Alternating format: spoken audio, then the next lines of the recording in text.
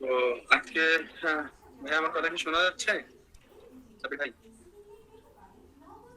সাবির ভাই শুনতে পাচ্ছেন? ওকে, শান্ত ভাই শুনতে পাচ্ছেন? হ্যাঁ, শোনা যাচ্ছে। আমরা শুরু থেকে একটা জ্ঞান রেজ নেই, একটা কোশ্চেন নিয়ে 45 থেকে শুরু করি, কারণ জানেন অলরেডি প্ল্যান কিসে দিচ্ছে, তো এটা সবাই এখন এসে বসেনি। শিমুল, আপনার মাইক্রোফোন অন করা হয়েছে, আপনি মাইক্রোফোন অন করে কথা বলতে পারেন। হ্যাঁ ভাইয়া, এই যে আমি ভাইয়া এটার জন্য বলছিলাম যে আপনারা আমাদেরকে যে প্রশ্ন ব্যাংক একটা দিয়েছিলেন, ওই প্রশ্ন ব্যাংক কি আমার প্রায় 22টা পেজের মতো একটু কম এসেছে, মানে এই যে মাঝখানে প্রায় 22টার মতো পেজ কম এসেছে। এখন ভাইয়া এই আমি কি বই ডাক দিয়েছেন? হ্যাঁ ভাইয়া, এটা আমি আপনাদের ওই যে অফিসে জানিয়েছিলাম। কোন অফিসে, কোন কাছে বই নিয়েছেন? আমি আপনাদের যে নাম্বারটা আছে ওই নাম্বারে ফোন দিয়েছিলাম, কিন্তু ওখানে কোনো রিপ্লাই পাইনি। উনি বলেছে যে আমাকে কিছু জানাতে হবে। স্যার বাসা কোথায়? আমার এটা হচ্ছে ফেনীতে ভাইয়া। ফেনীতে ব্রাঞ্চে যাবেন। আপনি যদি ওই বই ডাক দিয়ে না থাকেন, বইতে ডাক দিবেন, দিছেন নাকি? হ্যাঁ ভাই, আসলে বইয়ে ডাক দিয়েছিলাম, ওই কারণেই, নাহলে আমি চেঞ্জ করতে পারতাম। বই ডাকলে তো আসলে সমস্যা। আপনি বইটা নিয়ে বইটা একটু চেক করে দেখবেন। এক্ষেত্রে আসলে কি করতে পারি, আপনার কোনো আশেপাশে যদি কেউ থাকে, বা আপনি এক কাজ করতে পারেন, ব্রাঞ্চে গিয়ে একটা বই দিয়ে আপনি মানে ছবি তুলে নিয়ে আসতে পারেন। আচ্ছা, যেহেতু ডাক দিয়েছেন চেঞ্জ করে দিবেন এই জিনিসটা। ভাই আমার আরেকটা কোশ্চেন ছিল, বলবো ভাইয়া? হ্যাঁ বলেন।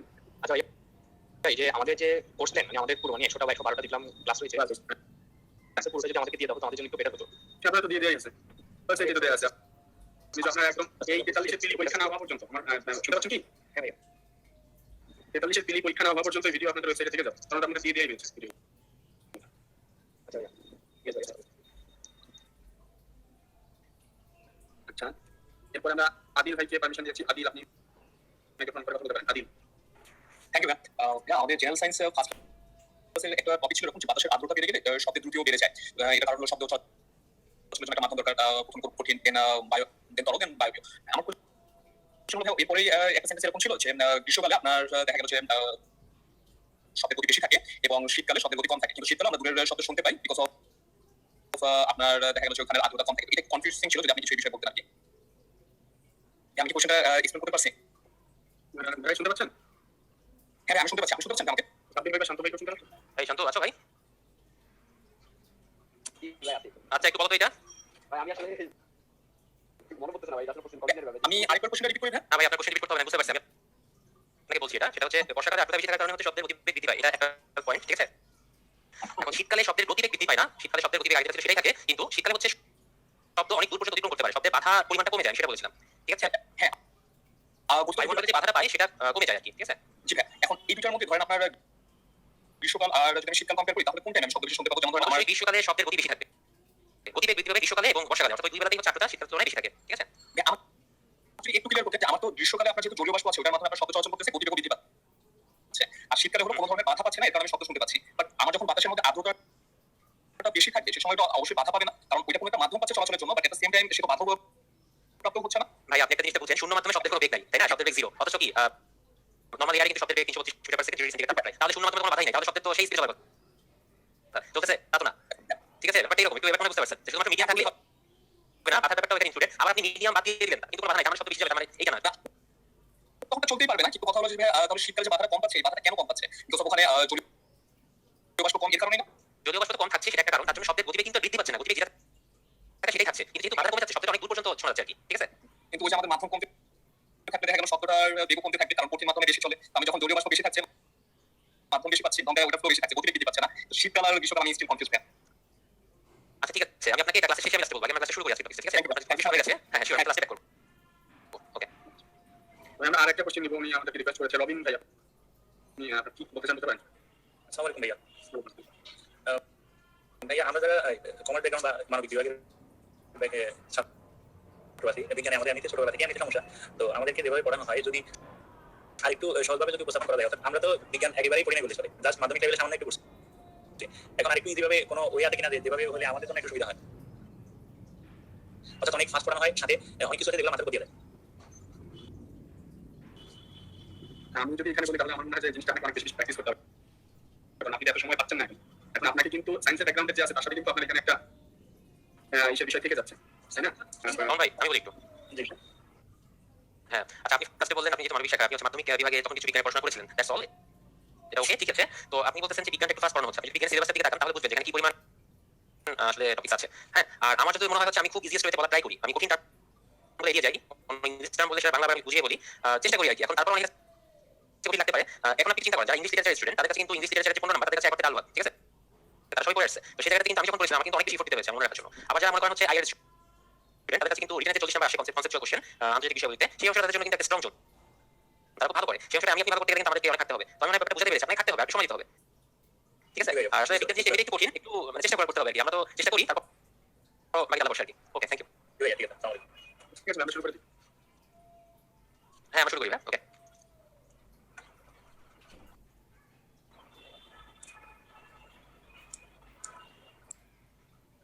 আচ্ছা, কারো মাইক মনে হয় অন করা আছে, মিউট করে দিতে হবে। হ্যাঁ, ঠিক আছে, থ্যাংক ইউ। আজকে আমরা ক্লাসটা শুরু করব। আমাকে অ্যাজ ইউজুয়াল সবাই জানেন, নাম নতুন করে বলছি না। আর আজকে টপিকস দেখতে পাচ্ছেন। আজকের টপিকসে বিগত ক্লাসে যা যা পড়িয়েছি লেকচার 1 এবং লেকচার 2 তে তার কিছু কিছু অংশ রয়ে গেছে আর কিছু কমন অংশ পাবেন। ঠিক আছে? তো এই কমন অংশগুলোর কারণে আসলে স্লাইডটা একটু সহজ হয়ে গেছে। আর আজকে স্লাইডে যেহেতু আপনাদের জৈব প্রযোগ আছে, তারপরে এই যে তড়িৎ চুম্বক, তারপর ট্রান্সফরমার, এক্স রে, এটা আপনার তড়িৎ কোষ, জারণ বিজারণ, এই টপিকগুলো থাকার কারণে আজকে টপিক মানে স্লাইডটা এই দিকে বেশি ইম্পর্টেন্স আমরা দিব। আর মৌলিক কণা তাছাড়া তার সাথে অধাতু পদার্থ, ধাতুর কিছু অংশ এগুলো আমরা আগের ক্লাসে কভার করেছি। আমরা যখন স্লাইড একবার যাবো তখন আপনারা বুঝতে পারবেন। তো সবাই কেমন আছেন তাই বলেন আগে। আগের ক্লাস কেমন ছিল এবং পড়াশোনা করেছেন কিনা এর মধ্যে? সুস্থ আছেন তো? সুস্থ থাকাটা বেশি দরকার। হ্যাঁ, আমিও ভালো আছি ভাই। পড়াশোনা করেন ভাই, থাকতে হবে। বিজ্ঞানের সিলেবাস অনেক কঠিন।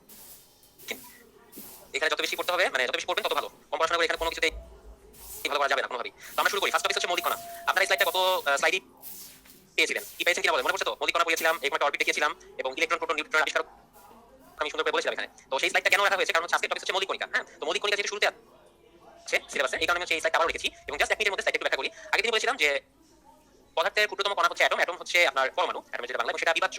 আগে ধারণা করা হতো যে পরমাণুকে বিভাজ্য বা বিভাগ মানে ভাগ করা যায় না, কিন্তু বিজ্ঞানী ডেমোক্রিটাস, যিনি ডেমোক্রিটাসের নাম আপনাদের কাছে আমি জিজ্ঞাসা করেছিলাম। বিজ্ঞানী ডেমোক্রিটাস ফার্স্টে এই পদার্থের যে পরমাণু বিভাজ্যতা সম্পর্কে ধারণা দেন যে পদার্থ ভাগ করা সম্ভব। এবং সেটা হচ্ছে ইলেকট্রন, প্রোটন এবং নিউট্রন, ছোটতে এন দিয়ে লেখা যায়। এগুলো দিয়ে হচ্ছে পদার্থ গঠিত। ওকে, তো ইলেকট্রন কবে আবিষ্কার করা হয়েছিল? 500 মানে ছোট করে দেখি 1897 সালে আবিষ্কার করেছিলেন জে জে থমসন। হ্যাঁ, এবং এই পরের বছরই 1898 সালে বিজ্ঞানী ইউজেন গোল্ডস্টাইন বলেছিলেন যে একটা মৌলিক পদার্থ কণিকা থাকবে যেটা হচ্ছে পজিটিভ। ঠিক আছে? উনি প্রোটন বলেননি, উনি বলেছিলেন একটা পজিটিভ পার্টিকেল থাকবে। তো ভালো কথা, তারও 13 বছর পর 1911 সালে আর্নেস্ট রাদারফোর্ড উনি প্রথম প্রোটন আবিষ্কার করলেন। আর তারও প্রায় 23 বছর পরে 1932 সালে চ্যাডউইক, বিজ্ঞানী চ্যাডউইক, তিনি নিউটন আবিষ্কার করলেন। আচ্ছা, তো এরকম পরমাণুর সেন্টারে নিউক্লিয়াস থাকে, নিউক্লিয়াসের মধ্যে নিউট্রন আর প্রোটন থাকে এবং এই নিউক্লিয়াসের চারপাশে যে অরবিটগুলো থাকে, ইলেকট্রন অরবিট, সেই অরবিটেই ইলেকট্রন ঘোরাফেরা করতে থাকে সবসময়। ঠিক আছে? তো এখন ঘোরাফেরা করতে থাকে, রাদারফোর্ড বলেছিলেন হচ্ছে ঘোরাফেরা করতে করতে একসময় সেন্টারে এরকম এসে পতিত হয়ে যাবে ইলেকট্রন।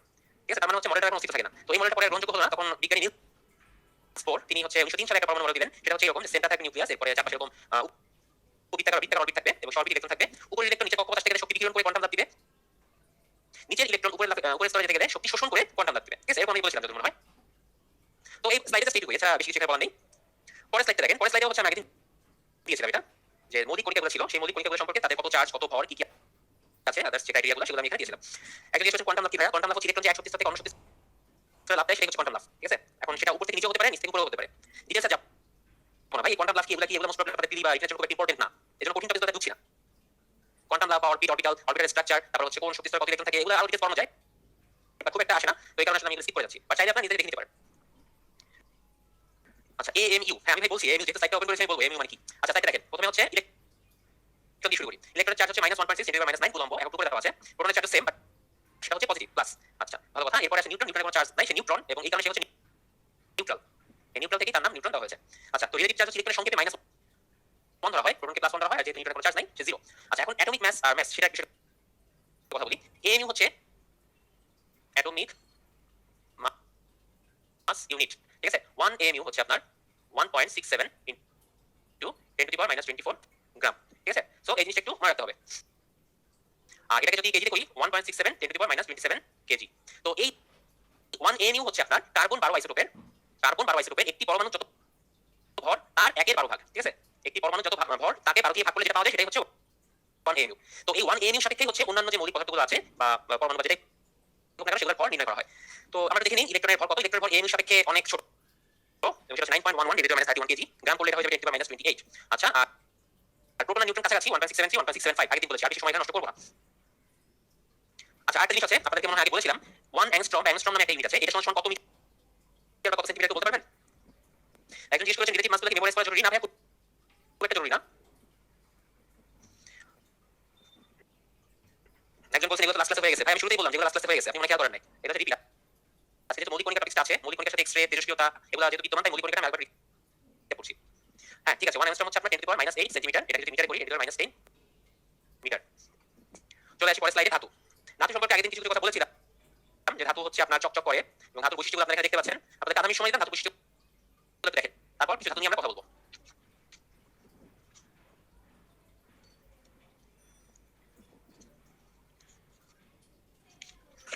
আচ্ছা, ধাতুর কি কি বৈশিষ্ট্য আছে? প্রথমে হচ্ছে ঘাত সহনীয়তা। ধাতুকে পিটিয়ে যে কোনো আকার দেওয়া যায়, নমনীয়তা পিটিয়ে সরু তারে পরিণত করা যায়, উজ্জ্বলতা থাকে, এক ধরনের রিফ্লেকশন করে ধাতু, চকচক করে সোজা কথা।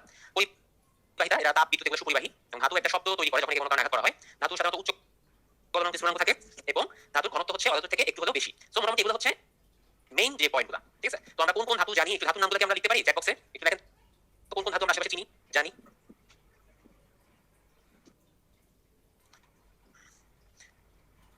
আমাদের আশেপাশে সবথেকে বড় যে ধাতুটা দেখা যায় গুরুত্বপূর্ণ সেটা হচ্ছে লোহা, ফেরাস, তাই না? বা ফেরাম, গ্রিক শব্দে ফেরাম। তো লোহা আছে, এরপর আছে অ্যালুমিনিয়াম, প্রচুর পরিমাণে ব্যবহৃত হয়। সোডিয়ামের কথা বলা উচিত, সোডিয়াম, পটাশিয়াম, তারপর কি ক্যালসিয়াম, ম্যাগনেসিয়াম, এরকম অনেক ধাতুই আছে, জিঙ্ক আছে। তো ধাতু কিন্তু অভাব নেই, অনেক ধাতু আশেপাশে আছে। তো এই ধাতু সমূহ নিয়ে ডিটেইলস একটু পরে যাচ্ছি। তার আগে ছোট একটা প্রশ্নের উত্তর দেই, সেটা হচ্ছে নিচে দেখেন সোডিয়াম ধাতুকে কেন কেরোসিনের নিচে রাখা হয়, সেটা আমরা দেখি। সোডিয়াম ধাতু সাধারণত কিছুটা হলুদ বর্ণের। যদি শিক্ষা পরীক্ষাটা করা হয় বা কোনো ধরনের সোডিয়াম ধাতুকে নিয়ে যদি আপনি একটা বুনসেন বার্নার দিয়ে হিট করেন, তাহলে দেখবেন এই যে দুটি বিচ্ছুরণ করবে সেটা হচ্ছে সোনালী হলুদ রঙের, ঠিক আছে? সোনালী হলুদ বর্ণের, সে শিক্ষা পরীক্ষায় বর্ণ দিবে। আচ্ছা, শিক্ষা পরীক্ষা স্লাইডে আছে, আমরা বলবো, তারপর বলে দিলাম। তো এই সোডিয়াম হচ্ছে খুবই সক্রিয়, ধাতু সময়ের মধ্যে মোটামুটি সক্রিয় ধাতু হচ্ছে লিথিয়াম, তারপরে হচ্ছে সোডিয়াম। তো সোডিয়ামের ব্যবহার একটু বেশি হয় অন্য ধাতু থেকে। এটা নরম ধাতু, কাটলে আপনি চাইলে ছুরি দিয়ে কেটে ফেলতে পারেন, ঠিক আছে? খুবই নরম, নমনীয়তা বেশি। তো সোডিয়াম হচ্ছে যদি আপনি বাতাসে রাখেন, বাতাসে থাকলে সে পরে কি বাতাসে অক্সিজেনের সাথে বিক্রিয়া করে সোডিয়াম অক্সাইড তৈরি করে ফেলে, সে নিজে স্থির থাকে না। তো এই বিক্রিয়া যেন না করতে পারে সেই কারণে হচ্ছে সোডিয়াম ধাতুকে সাধারণত কেরোসিনের নিচে রাখা হয়। এখন আপনি বলেন ভাই কেরোসিন কেন নিতে হবে, আমরা এই পানি পানির মধ্যে রেখে দিতে হয় না ভাই, এই পানির সাথেও বিক্রিয়া করে, পানির সাথে বিক্রিয়া করে সোডিয়াম হাইড্রোক্সাইড খাবার বস্তু তৈরি করে ফেলে। আমরা বুঝতে পারছি পানিতে রাখা যাবে না, দ্যাটস ওয়াই বাধ্য হয়ে কেরোসিনের নিচে রাখতে হচ্ছে। তো আমরা পরের স্লাইডে যাই, ধাতু শিক্ষা পরীক্ষা। ধাতু শিক্ষা পরীক্ষা জিনিসটা কি সেটা আগে বলি। শিক্ষা পরীক্ষা হচ্ছে আপনি যদি কোনো ধাতুকে চামচে বা কোনো একটা পাত্রে নিয়ে নিচ থেকে বুনসেন বার্নার দিয়ে হিট দেন, ধাতু এক ধরনের বর্ণ বিচ্ছুরণ করে শিখা দেখাবে, শিখা দেখা যায় আর কি। তো এই শিখার কালারটা চেঞ্জ হয় বিভিন্ন ধাতুর জন্য। আমি এখানে ছোট করে একটা চারটা ধাতুর জন্য মনে রাখার জন্য একটা কি বলবো এটাকে, লাইন বলা যায় বা কবিতা বা ছন্দ যেটাই বলেন না কেন, তো এটা মনে রাখতে পারেন। খুব একটা ইফেক্টিভ বলবো না, বাট স্টিল আপনারা দেখতে পারেন আর কি। তো ব্যাপারটা হচ্ছে আপনার কপার হচ্ছে নীল বর্ণের শিখা পরীক্ষা দিবে। আমরা জানি কপার একটা ধাতু আছে, সেটা একটা যৌগ হচ্ছে কপার সালফেট 5 অণু পানি। দাঁড়াও একটু মুছে দিই।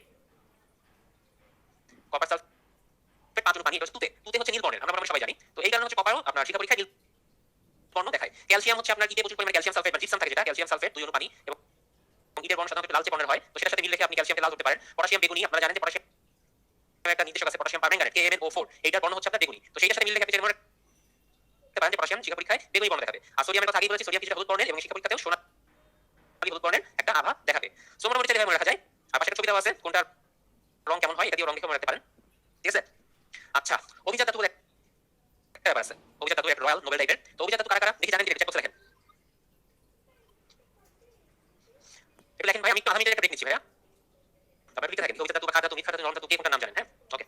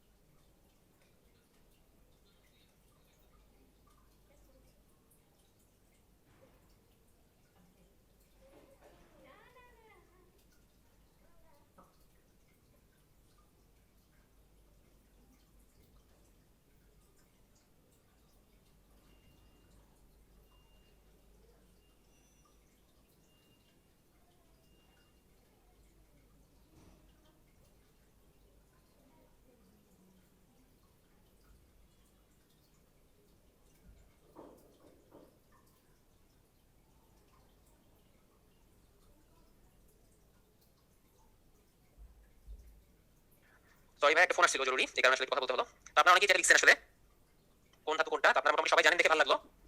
তো অভিজাত ধাতু হচ্ছে রয়্যাল ধাতু, নোবেল মেটাল যেগুলো, এদেরকে প্রকৃতিতে আসলে পাওয়া যায় একটু কম পরিমাণে এবং এদের দামও বেশি। তো কারা কারা এই ধাতুগুলো একটু দেখি। এক হচ্ছে গোল্ড, অরাম, তারপর হচ্ছে সিলভার, প্লাটিনাম, তারপর হাইড্রোজেন বা পারদ। তো এগুলো হচ্ছে মোটামুটি আপনার নোবেল মেটাল বলা হয় এদেরকে, ঠিক আছে? অভিজাত ধাতু।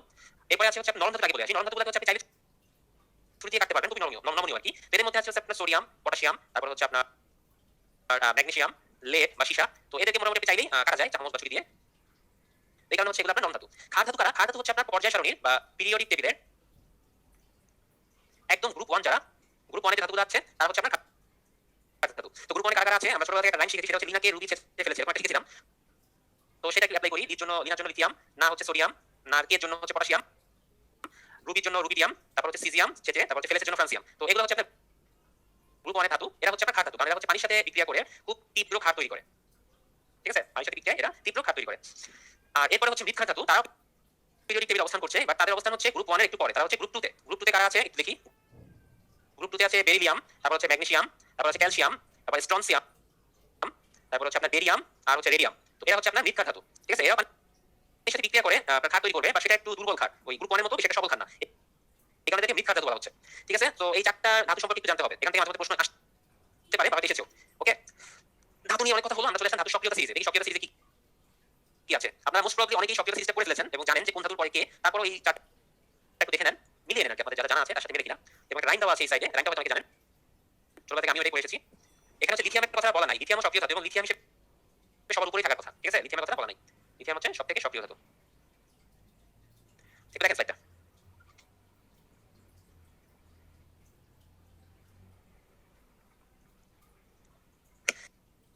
এখানে কপার আছে, কপারে কবি দিয়েছে। আমরা ছোটবেলায় কপারের জায়গায় পড়তাম হচ্ছে কাপুরুষ। ঠিক আছে, হাই কাপুরুষ, হাজি হাজি পিটাবে আমার, এভাবে পড়তাম, যেটা ইচ্ছা মনে রাখতে পারেন। এবং ডান পাশের ছবিটা একটু খেয়াল করেন। হ্যাঁ, এই সিরিজটা লাগবে ভাই, কার থেকে কে বেশি সক্রিয় মাঝে মধ্যে আসতে পারে, এই সিরিজটা একটু মনে রাখতে হবে। একজন বলেছেন গ্রুপ 2 লাইনটা হচ্ছে আপনার বিধবা মায়ের সন্তান বাদশা রহিম। বাহ, খুব সুন্দর। আর আমরা বলেছিলাম হচ্ছে বিরিয়ানি মোগলাই কাবাব সরিয়ে বাকিতে রাখো। ঠিক আছে, তো এরকম যে যেটা পারেন মনে রাখতে পারেন, কোনো সমস্যা নেই, বুঝতে হবে সবগুলাই ওকে। তো একটু খেয়াল করে দেখবেন যে উপরের থেকে যত নিচের দিকে যাওয়া হয় সক্রিয়তা তত কমতে থাকে। ঠিক আছে, রিঅ্যাক্টিভিটি নিচের দিকে কমে, অর্থাৎ পটাশিয়াম সবথেকে বেশি সক্রিয়, অরামা গোল্ড এটা হচ্ছে সবথেকে কম সক্রিয়। আচ্ছা, এই গোল্ড তারপরে প্লাটিনাম নোবেল মেটাল এদেরকে গলানোর জন্য একটা বিশেষ পদার্থ ইউজ করা হয়, বলুন তো পদার্থটার নাম কি? আগে ক্লাসে বলেছিলাম।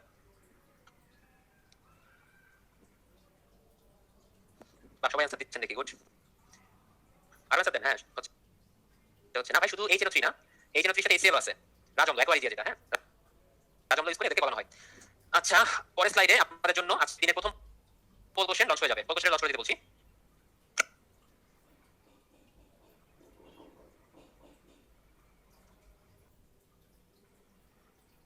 সবাই যদি অ্যান্সার করেন, গ্যালভানাইজিং এ কোন ধাতু ব্যবহার করা হয়?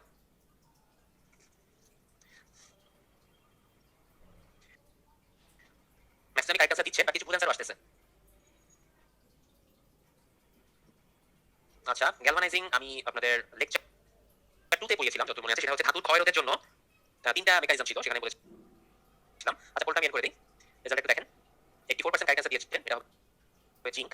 তো জিঙ্কের কথা বলেছিলাম যে ধাতুর ক্ষয় রোধের জন্য তিনটা উপায় আছে। একটা হচ্ছে আপনার গ্যালভানাইজেশন, যেটা জিঙ্ক দিয়ে করা হয়। একটা হচ্ছে পেইন্টিং, উপরে রঙের প্রয়োগ দিয়ে করা যায়। আর একটা হচ্ছে আপনার ইলেকট্রোপ্লেটিং, তড়িৎ বিশ্লেষণের মাধ্যমে একটা উপর আরেকটা প্রয়োগ দেওয়া। সো এই কারণে টেস্ট করার জন্য এই টপিকটা আসলে আজকে দিয়ে দিয়েছিলাম, বাট অনেকেই ভুল করেছেন, একটু সিনসিয়ারলি পড়বেন। আচ্ছা, আমরা ধাতু নিয়ে আরো কিছু কথা বলবো, বাট তার আগে আমি একটা স্লাইড করি। আমরা কতগুলো ধাতু নিয়ে একটু তাদের বৈশিষ্ট্য, তারপরে তাদের কি কি গুণাবলী আছে, তাদের কিছু আকরিক, তারপর তাদের কিছু যৌগ যেগুলো ইম্পর্টেন্ট, মাঝে মধ্যে রাসায়নিক সংকেত পরীক্ষায় এসে থাকে, তাকে করে আমরা একটু দেখবো। সো আমরা শুরু করি। ফার্স্টে কি নিব? সোডিয়ামকে নিই, আসেন। সোডিয়াম নিলাম ফার্স্টে। আচ্ছা, সোডিয়ামকে আগে বলেছি এটা হচ্ছে রূপার মতো একটা উজ্জ্বল ধাতু, চকচক করে, হালকা হলুদ বর্ণ আছে এর মধ্যে, এবং এটা শিখা পরীক্ষার সময় হলুদ বর্ণ দেয়, খুবই নরম, ছুরি দিয়ে কাটা যায়, মোটামুটি হালকা। ঠিক আছে, পেট্রোকেমিস্ট্রি চ্যাপ্টারে আগে বলছি পানির সাথে বিক্রিয়া করে তীব্র ক্ষার তৈরি করে, শিখা পরীক্ষার সময় হলুদ বর্ণ দেয়। সোডিয়ামের একটা যৌগের নাম বলবো, এবং যেগুলো মোটামুটি আসে। এক হচ্ছে আপনার খাবার লবণ, NaCl, অনেকেই জানবেন, হয়তো বলতেছেন যে তো জানি ভাই, কি বলে এগুলো। হ্যাঁ, ঠিক আছে, জানেন, কোনো সমস্যা নাই। আমি একটু লিখি, সোডা অ্যাশ, তারপর হচ্ছে আপনার খাবার সোডা, এরপর হচ্ছে গ্লোবাল লবণ, এরপর হচ্ছে আপনার সোহাগা বা বোরাক্স। আপনারা কি সবাই সংকেতগুলো জানেন কোনটা কি? না জানলে বলেছি, সমস্যা নাই। সোডা অ্যাশ হচ্ছে আপনার সোডিয়াম কার্বনেট, Na2CO3, এর সাথে পানি থাকবে, এটা হচ্ছে অনার্দ্র সোডিয়াম কার্বনেট, যেটা অর্থাৎ অনার্দ্র সোডিয়াম কার্বনেট। ঠিক আছে, খাবার সোডা অনেকেই জানেন সোডিয়াম বাইকার্বনেট, এর একটা নাম আছে, সেটা হচ্ছে বেকিং পাউডার। গ্লোবাল লবণ গত ক্লাসে বলেছিলাম, এটা হচ্ছে আর্দ্র সোডিয়াম সালফেট, Na2SO4, 10 অণু পানি। আরেকটা বলেছে সোহাগা অবলিক বোরাক্স। সোহাগা হচ্ছে আপনার সোডিয়াম পাইরোবোরেট, সোডিয়াম পাইরোবোরেট, যার সংকেতটা হচ্ছে Na2B4O7, এবং সাথে হচ্ছে 10 অণু পানি। সো এই লাস্টের সংকেত একটু কঠিন এবং আননোন, বাট আসতে পারে যেগুলো পরীক্ষায় শিখে রাখা ভালো। ঠিক আছে, আরেকটা আছে সোডিয়ামে, সেটা হচ্ছে হাইপো। হাইপো হচ্ছে সোডিয়াম থায়োসালফেট, Na2H2O3। হাইপো দ্রবণ একটা বিশেষ কাজে ব্যবহার করা হয়, বলুন তো কি কাজে হাইপো দ্রবণ ব্যবহার করা হয়? হাইপো দ্রবণ একটা বিশেষ কাজে ব্যবহার করা হয়। ওকে সাকিব, থ্যাংক ইউ, আপনি গুড অ্যান্সার দিয়েছেন, ফটো ওয়াশ অনেকেই দিচ্ছেন। হ্যাঁ, আপনার ছবি ওয়াশ করার জন্য হাইপো দ্রবণটা ব্যবহার করা হয়। ঠিক আছে, ছবি ওয়াশ করার জন্য। আচ্ছা, তার মানে আমরা মোটামুটি সোডিয়াম সম্পর্কে ভালো আইডিয়া পেলাম। একটু পটাশিয়াম নিয়ে কথা বলি, অল্প করে বলি, পটাশিয়ামের খুব বেশি গুরুত্ব নাই। পটাশিয়াম হচ্ছে আপনার সোডিয়ামের মতোই নরম ধাতু, এটা গাছপালার ছাই থেকে পাওয়া যায়, গাছপালাকে বার্ন করলে ছাই হয়, সেখান থেকে পাওয়া যায় বলে এর নাম দেওয়া হয়েছে আপনার পটাশ বা পটাশিয়াম। ঠিক আছে, তো এটা মোটামুটি আপনার সক্রিয় ধাতু, সোডিয়াম থেকে সক্রিয় ধাতু, লিথিয়ামের পরেই, এবং এর শিখা পরীক্ষায় বেগুনি বর্ণ দেওয়া হয়। তো সোডিয়ামের একটা আকরিকের নাম হচ্ছে সল্ট পিটার, সল্ট পিটার, এবং সল্ট পিটারের সংকেতটা হচ্ছে পটাশিয়াম নাইট্রেট KNO3, এটা জানতে হবে। ওকে, সোডিয়াম গেল। আমরা একটু ম্যাগনেসিয়াম নিয়ে কথা বলি।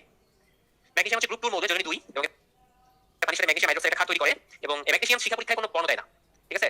শিখা পরীক্ষায় নিতে কোনো বর্ণ দিবে না, এটা যেহেতু ব্যতিক্রম সো মনে রাখা দরকার মনে হয়। শিখা পরীক্ষায় কোনো বর্ণ দেয় না। ম্যাগনেসিয়ামের কয়েকটা ব্যবহারের মধ্যে একটা হচ্ছে আপনার আতশবাজিতে ম্যাগনেসিয়াম ইউজ করা হয়। রোজা রমজানের পরে আপনি ঈদের আগের দিন যখন চাঁদ দেখা যায় অনেকে আতশবাজি ফুটান, আবার মনে করেন সবে বরাত বা অন্যান্য বিভিন্ন অনুষ্ঠানে 31 বা অন্যান্য প্রোগ্রামে কিন্তু আতশবাজি ব্যবহার করা হয়, তো সেখানে কিন্তু ম্যাগনেসিয়াম ইউজ করা হয়। তারপর হচ্ছে যেসব বোমায় আগুন তৈরি হয়, অর্থাৎ অগ্নি উৎপাদক যে বোমাগুলো আছে, তো সেই অগ্নি উৎপাদক বোমাগুলোতে ম্যাগনেসিয়াম ইউজ করা হয়। সো এগুলো মোটামুটি গুরুত্বপূর্ণ। ম্যাগনেসিয়ামের দুইটা আকরিক আমাদের ভালোভাবে মনে রাখতে হবে। একটা হচ্ছে ইপসাম লবণ। ইপসাম লবণের কথা আমি আগের ক্লাসে আপনাদের বলেছি। ইপসাম লবণ হচ্ছে আপনার ম্যাগনেসিয়াম সালফেট 7 অনু পানি, এবং ইপসাম লবণের পরে একটা আছে আপনার ডলোমাইট। মোটামুটি ইম্পর্টেন্ট দুইটা নাম বলেছি, আমাদের প্রিপারেশন আরো দুইটা পাবেন। এটা হচ্ছে আপনার দুইটা কার্বনেট একসাথে, calcium carbonate dot magnesium carbonate, দুইটা মিলে হচ্ছে ডলোমাইট। এই ডলোমাইট থেকে আপনার ধাতু নিষ্কাশন পদ্ধতিতে ম্যাগনেসিয়াম নিষ্কাশন করা হয়, ঠিক আছে? ম্যাগনেসিয়াম কেন, এবার আমরা আসি ক্যালসিয়ামে। এক এক করে ধাতুগুলো দেখে ফেলি। ক্যালসিয়াম আগেই বলেছি, ক্যালসিয়াম শিখা পরীক্ষায় লাল বর্ণ দেখায়, এবং ক্যালসিয়াম আমাদের দাঁত হাড় হিসাবের জন্য একটা মোটামুটি গুরুত্বপূর্ণ উপাদান, এবং নিরোধক হিসেবে ক্যালসিয়াম ব্যবহার করা হয়।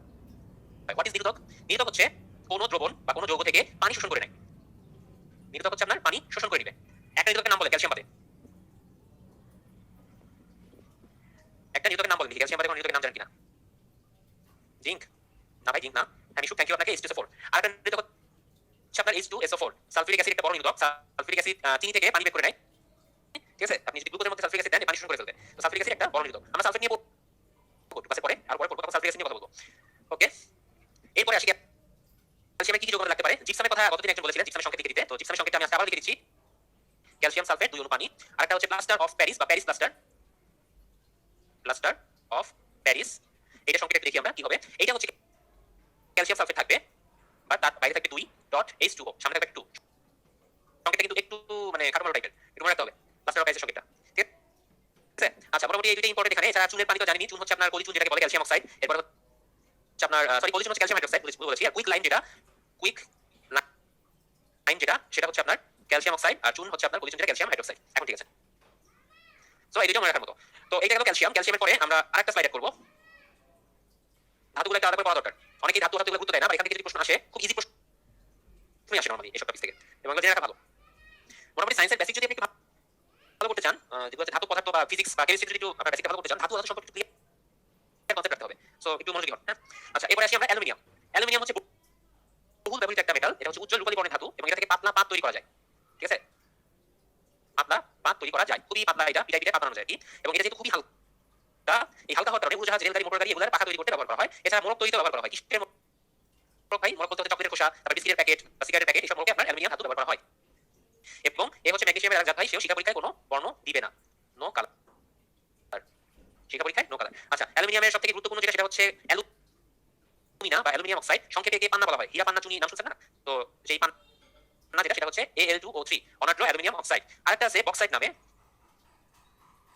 বক্সাইটের নাম অনেকেই শুনছেন। এটাও অ্যালুমিনিয়াম অক্সাইড, বাট এর মধ্যে আপনার পানি থাকবে 2 জন, ঠিক আছে? আরেকটা হচ্ছে আপনার ফিটকিরি। ফিটকিরির কথা একজন গত ক্লাসে বলেছিলেন। তো ফিটকিরির সংকেতটা আমি আরেকবার লিখে দেই। সেটা হচ্ছে আপনার অ্যালুমিনিয়াম সালফেট থাকবে। ফিটকিরির আরেকটা হচ্ছে পটাশ অ্যালাম, ঠিক আছে? Potash alarm. তো এই কারণে হচ্ছে এখানে অ্যালুমিনিয়াম সালফেট থাকছে, এখানে 3 হবে, এবং এর সাথে পটাশিয়াম থাকছে, এবং 24 অনু পানি থাকছে। তোমরা আমাকে অ্যালুমিনিয়ামের 3টা যৌগ গুরুত্বপূর্ণ। তো এবার আসি জিঙ্ক। জিঙ্ক নিয়ে কথা বলি। জিঙ্কের একটা বড় গুণ হচ্ছে জিঙ্ক সিরাপ আমাদেরকে খেতে দেওয়া হয়, বা জিঙ্ক ট্যাবলেট খেতে দেওয়া হয়। এটা আমাদের ইমিউন সিস্টেমকে ভালো করে, ঠিক আছে? এবং এটা শিখা পরীক্ষায় কোনো বর্ণ দিবে না, এটা নো কালার। এবং লোহার উপর গ্যালভানাইজিং করার জন্য জিঙ্ক ব্যবহার করা হয়। আবার লিখে দিই একটু, গ্যালভানাইজিং করা হয়। এবং আরেকটা বৈশিষ্ট্য হচ্ছে শিখা পরীক্ষায় নো কালার। জিঙ্কের কয়েকটা আকরিক আমরা দেখি, সেটা হচ্ছে জিঙ্ক সালফেট বা সাদা ভিট্রিয়ল। টু থেকে কিন্তু ব্লু ভিট্রিয়ল বলা হয়, কপার সালফেট 5 অনু পানি। তো জিঙ্কের একটা ভিট্রিয়ল আছে, সেটা হচ্ছে আপনার সাদা ভিট্রিয়ল, সেটা হচ্ছে জিঙ্ক সালফেট এবং 7 অনু পানি, ঠিক আছে? এটা হচ্ছে সাদা ভিট্রিয়ল। এবং আরেকটা হচ্ছে জিঙ্ক ব্লেন্ড। জিঙ্ক ব্লেন্ড, সেটা হচ্ছে জিঙ্ক সালফাইড। সাপের বিষে কি থাকে বলেন তো? সাপের বিষে কি থাকে? হ্যাঁ, জিঙ্ক সালফাইড, ঠিক আছে? জিঙ্ক সালফাইড থাকে ভাই, ZNS, সাপের বিষে জিঙ্ক সালফাইড থাকে। আচ্ছা, আমাদের পরবর্তী যৌগ হচ্ছে আপনার লেড বা সীসা। আগেকার যুগে আমাদের বাসাবাড়িতে যে পাইপ তৈরি করা হতো, একজন বলে রাস্তাটা দেখা যাচ্ছে না, জিঙ্ক ব্লেড যে লিখেছি দেখা যাচ্ছে না ভাই? নিচের দিকে হয়ে গেছে, একটু দেখা যাচ্ছে কি দেখেন? ওকে, যাচ্ছে। আচ্ছা, আগের যুগে বাসাবাড়িতে যে পাইপগুলো ব্যবহার করা হতো, বেশিরভাগ পাইপ ছিল হচ্ছে সীসার পাইপ বা লেডের পাইপ। এটা হচ্ছে আপনার সেই 1800 শতক থেকে শুরু করে 1900 শতক, 1930, 35 এবং 40 সাল পর্যন্ত হচ্ছে আপনার লেডের পাইপ তৈরি করা হতো। তো এটা একটা মজার কথা বলি, আপনারা প্রিজন ব্রেক টিভি সিরিজটা দেখছেন। প্রিজন ব্রেকে মনে আছে কিনা দেখি, আপনাদেরকে স্পয়লার দিয়ে দিই আগে। এখানে হচ্ছে মাইকেল স্কোফিল্ড যখন হচ্ছে ওই আপনার ফক্স রিভার পেনিনসুলা থেকে পালানোর চেষ্টা করছিল তার ভাইকে নিয়ে, সে হচ্ছে পুরো এই পাইপের একটা স্ট্রাকচার বুঝতে করে নিয়েছিল। বাট এই পাইপটা ছিল খুবই জিগজ্যাগ টাইপের। সে তখন তার সেলমেটকে বলছিল যে প্রথমে হচ্ছে লেডের পাইপ দ্বারা পুরো এই কারাগারটা পিছনটা আবৃত ছিল আর কি। পরে যখন ধরা পড়লো যে এই সীসা হচ্ছে পানির সাথে ঢুকে স্বাস্থ্যের অনেক ক্ষতি করে, তখন হচ্ছে তার লেডের এই পাইপগুলোকে আর সহায় নাই, বরং এই লেডের পাইপের ফাঁক ফোকর দিয়ে হচ্ছে আশপাশ দিয়ে তারা নতুন করে লোহার পাইপ ঢুকিয়ে দিয়েছে। সো এই কারণে হচ্ছে অনেক জিগজ্যাগ তৈরি হয়েছিল। সো কোনো কারণে যদি ডিজাইনে বা কোনো মুভমেন্টে ভুল করে তাহলে ধরা পড়ে যাওয়ার অনেক সম্ভাবনা আছে, এটা বলছিল আর কি। তো যাই হোক না কেন, তো এই লেডের কিন্তু বড় ক্ষতি করা ঠিক আছে, বুঝতে এখন লেডের পাইপ কোথাও ব্যবহার করা হয় না, এটা পানির সাথে মিশে আমাদের স্বাস্থ্যের জন্য ক্ষতি করে আর কি। আচ্ছা, তো লেডের যেটা সেটা হচ্ছে আপনার লেড অত্যন্ত ভারী ধাতু, অন্য হালকা হলেও লেড হচ্ছে ভারী ধাতু, এবং কাগজের উপর যদি আপনি লেড দিয়ে দাগ দেন দাগ পড়বে কাগজে, কাগজ হচ্ছে আপনার দাগ পড়বে। সাধারণত স্টোরেজ যে ব্যাটারিগুলো আছে, লেড স্টোরেজ ব্যাটারি নাম শুনেছেন, ধরেন মোটর গাড়ির ব্যাটারি, তারপর হচ্ছে আপনার এই যাদের সোলার প্যানেল আছে বাসায় সেখানে যে স্টোরেজ ব্যাটারি ইউজ করা হয় সবগুলো লেড ব্যবহার করা হয়, ঠিক আছে। তো লেডের একটা যৌগ আমরা দেখি, এক নম্বরে হচ্ছে আপনার লেড মনোক্সাইড PbO, এটা আলাদা কোনো নাম নাই। একটা হচ্ছে রেড লেড বা সিঁদুর, হিন্দু যারা আছেন তাদের জন্য বলছি বিয়ে করলে সিঁদুর পড়াইতে হবে, তো সেই সিঁদুরের সংকেত একটু শিখে রাখেন, Pb3O4 লেড রেড বা রেড লেড যেটাই বলি না কেন, এটা আগে কিছু হতে পারে। আর একটা হচ্ছে লেড সালফাইড PbS। মোটামুটি তিনটা হচ্ছে লেডের ইম্পর্টেন্ট যৌগ। এরপরে চলে আসি আপনার ইম্পর্টেন্ট সবথেকে যেটা, সেটা হচ্ছে লোহা। সব জায়গায় লোহা ব্যবহার করা হয়, লোহা নিয়ে বেশি কিছু বলার নাই। লোহা বাতাসে মরিচা পড়ে লোহাতে। তারপর হচ্ছে আপনার যে মরিচা সংকেত লিখে দিই, আগের ক্লাসে বলেছিলাম Fe2O3NH2O, এটা হচ্ছে মরিচা সংকেত। আচ্ছা, মরিচা বাদেও আয়রনের কয়েকটা ভাগ আছে। আয়রন সাধারণত যেসব আকরিক থেকে নিষ্কাশন করা হয় তাদের মধ্যে আছে আপনার ম্যাগনেটাইট। এটা সংকেতটা হচ্ছে আপনার Fe3O4, এটা দিয়ে পাত্তা চুল্লি নামক একটা চুল্লি আছে আয়রন নিষ্কাশনের জন্য। পাত্তা চুল্লি এটা বিশাল একটা চুল্লি চেম্বার, অনেক বড়, প্রচুর পরিমাণে হিট ম্যানেজ হয়। নিচ থেকে আপনার চুল্লির অবশেষ থেকে যে অবশেষগুলো পাওয়া যায় নিচ থেকে বের করা হয়। তো এই পাত্তা চুল্লি থেকে সাথে কাস্ট আয়রন পাওয়া যায়, ঠিক আছে। কাস্ট আয়রন বা ঢালাই লোহা, আমি একটু করে লিখি, কাস্ট আয়রন পাওয়া যায় বা ঢালাই লোহা যেটাকে বলা হয়। তো সেই ঢালাই লোহা হচ্ছে আপনার কার্বনের পরিমাণ থাকে 2 থেকে 5%, বাকি থাকে হচ্ছে আপনার লোহা। আচ্ছা, ভালো কথা। তো আরেকটা আকরিকের নাম বলি ম্যাগনেটাইটের পরে, সেটা হচ্ছে আপনার আয়রন সালফেট বা সবুজ ভিট্রিয়ল, গ্রিন ভিট্রিয়ল। এটা থেকে নিষ্কাশন করা যায় না, এটা হচ্ছে আপনার ব্লু ভিট্রিয়লের মতো একটা ভিট্রিয়ল, যেটা হচ্ছে ফেরাসের। এটা হচ্ছে আপনার ফেরাস সালফেট 7 অনুপানি। তাহলে আমরা কয়টা ভিট্রিয়ল শিখলাম? তিনটা। একটা হচ্ছে কপারের ব্লু ভিট্রিয়ল, কপার সালফেট 5 অনুপানি, একটা হচ্ছে জিঙ্কের সাদা ভিট্রিয়ল, জিঙ্ক সালফেট 7 অনুপানি, এবং একটা হচ্ছে সবুজ ভিট্রিয়ল, যেটা হচ্ছে ফেরাসের ফেরাস সালফেট 7 অনুপানি। ভাই ফেরাসও করতে পারেন, ফেরাসও করতে পারেন, কোনো সমস্যা নাই। এটা ভিট্রিয়ল একটা নাম ভাই, ঠিক আছে। এটা কোনো তর্জমা আছে কিনা আমার জানা নাই, ঠিক আছে। এই শান্ত গুগলে দেখো তো ভিট্রিয়লের কোনো তর্জমা আছে কিনা, থাকলে একটু এটা বলে দাও আর কি। হ্যাঁ দেখছি ভাই, গন্ধব এটার নাম, গন্ধব না? আচ্ছা আচ্ছা, গন্ধব পানিতে সালফার আছে, সালফার থাকা এটার নাম হচ্ছে ভিট্রিয়ল। আচ্ছা আচ্ছা আচ্ছা, ঠিক আছে, কোনো সমস্যা নেই, ওকে। সো এটা হচ্ছে একটা গন্ধব সালফার থাকার কারণে। আর একটা জিনিস হচ্ছে এন মানে কি ভাই, এন মানে হচ্ছে একটা সংখ্যা, এখানে 1 অনুপানি হতে পারে, 2 অনুপানি হতে পারে, 3 অনুপানি হতে পারে, ঠিক আছে। তো মরিচার ক্ষেত্রে যেহেতু কত অনুপানি যুক্ত হতে পারে কোনো ডেফিনিশন নাই, এই কারণে সাধারণ সংখ্যা হিসেবে এন সংখ্যক অণু ধরে নেওয়া হয়েছে। আচ্ছা, তো লোহার একটা ভাগ আছে, যেমন কাস্ট আয়রনের কথা এক নম্বরে বললাম। এরপর একটা ভাগ আছে হচ্ছে আপনার রড আয়রন বা পেটা লোহা। পেটা লোহার কথা গত ক্লাসে আমি আপনাদেরকে বলেছি। পেটা লোহায় হচ্ছে সুনির্দিষ্ট পরিমাণ কার্বন থাকে, সেটা হচ্ছে 0.12 থেকে আপনার 0.25% পর্যন্ত কার্বন থাকে, ঠিক আছে। খুবই নির্দিষ্ট, খুবই অল্প পরিমাণে আর কি। আরেকটা হচ্ছে পেটা লোহার পরে আমরা বিশুদ্ধ একটা আয়রন পাওয়া যায়, সেটা হচ্ছে ইস্পাত। ইস্পাত হচ্ছে সবথেকে বেশি ব্যবহার করা হয়। এই যে বিএসআরএম, কেএসআরএম, অমুক আরএম, তমুক আরএম বলা হয়, সবাই ইস্পাতের কথা বলে, তাই না? ইস্পাত হচ্ছে আপনার বাসাবাড়ি, বিল্ডিং বা কোনো স্ট্রাকচার তৈরিতে ব্যবহার করা হয়। সাধারণত পেটা লোহা বা কাস্ট আয়রনগুলো ব্যবহার করা যায় না, কারণ ইস্পাতে হচ্ছে আপনার কার্বনের পরিমাণের সাথে কিছু জিঙ্ক থাকে, তো এই কারণে হচ্ছে ইস্পাতটা ভালোভাবে ব্যবহার করা হয়। তো আরেকটা জিনিস আছে, সেটা হচ্ছে কপার বা তামা। তামার ব্লু ভিট্রিয়লের কথা আগেই বলেছি, কপার শিখা পরীক্ষায় সবুজ নীল বর্ণ দেখায়, তো এই জন্য কপার লিখছি না, ওকে। তো আরেকটা স্লাইড অ্যাড করবো, কিছু সংকর ধাতু আপনাদেরকে দেখিয়ে দিই, হয়তো কাজে আসলেও আসতে পারে। সংকর ধাতু হচ্ছে আপনার সাধারণত কয়েকটা মৌল মিলে যে বা কয়েকটা যৌগ মিলে যে ধাতু তৈরি হয়, সেটা হচ্ছে আপনার সংকর ধাতু। তো দেখি কি কি সংকর ধাতু এই ধাতু পদার্থ থেকে তৈরি হচ্ছে, আমরা একটু নাম দেখি। সংকর ধাতু, সংকর ধাতু বলেছি সংজ্ঞা, সেটা হচ্ছে আপনার দুটো ধাতু পরস্পরের সাথে মিশে যে একটা কি বলবো হাইব্রিড মেটাল তৈরি হয়, সেটাই হচ্ছে সংকর ধাতু। আচ্ছা, বাইরের মাঝে বাত্তা চুল্লি কি ভাই? বাত্তা চুল্লি হচ্ছে আপনার আয়রন নিষ্কাশনের জন্য যে চুল্লি ব্যবহার করা হয়, ঠিক আছে, সেটা হচ্ছে বাত্তা চুল্লি, ওকে। এটা অনেক বড় সড় একটা ট্যাঙ্ক, উপর থেকে আপনার আয়রনের যে আপরিকগুলো সেগুলো দেওয়া হয়, এবং অনেকগুলো স্তর থাকে, এক স্তর দিয়ে আপনার নিষ্কাশনের মাধ্যমে আয়রন বের হয়ে যায়, এক স্তর দিয়ে কার্বন বা অন্যান্য অপদ্রব্য থাকলে সেগুলো বের হয়ে আসে। ভেজালময় জিনিস ভাই, বেশি দিবে না যাই। আচ্ছা, কিছু সংখ্যা নাম দেখবো। এক নম্বর স্টিল। আমরা শুধু স্টিলের কথা বলি ভাই, স্টিলের তরবারি বা স্টিলের এই অমুক তাই না? তো স্টিলে হচ্ছে লোহা আপনার 99%, কার্বন হচ্ছে 1%। স্টিল কোথায় ব্যবহার করা হয়? রেলের চাকা, ইঞ্জিন, যানবাহন, কাঁচি, এসব স্টিল ব্যবহার করা হয়। দুই নম্বর হচ্ছে আপনার পিতল। পিতলে হচ্ছে আপনার তামা বা কপার যেটা, সেটা থাকে 65%, আর জিঙ্ক থাকে হচ্ছে 35%। পিতল কোথায় ব্যবহার করা হয়? পিতলের থালাবাটি আছে, অলংকার আছে, বৈদ্যুতিক সুইচ আছে, দরজার হাতল আছে, ডেকচি আছে, বড় বড় রান্না বাড়িতে কিন্তু পিতলের ডেকচি ব্যবহার করা হয় সময়। আচ্ছা, আরেকটা হচ্ছে ব্রোঞ্জ বা কাঁসা। কাঁসার থালায় ভাত খাওয়া হতো আগেকার যুগে, বা কিন্তু একটু ইউজ করেন। তো কাঁসার মধ্যে কি আছে? কপার আছে 90%, আর টিন বা স্ট্যানাম যেটা, সেটা আছে 10%, এবং এটা হচ্ছে থালা, গ্লাস, বাটি ব্যবহার করা হয়। আরেকটা সংকরের নাম বলি, সেটা হচ্ছে ডুরালুমিন বা ডুরালামিন।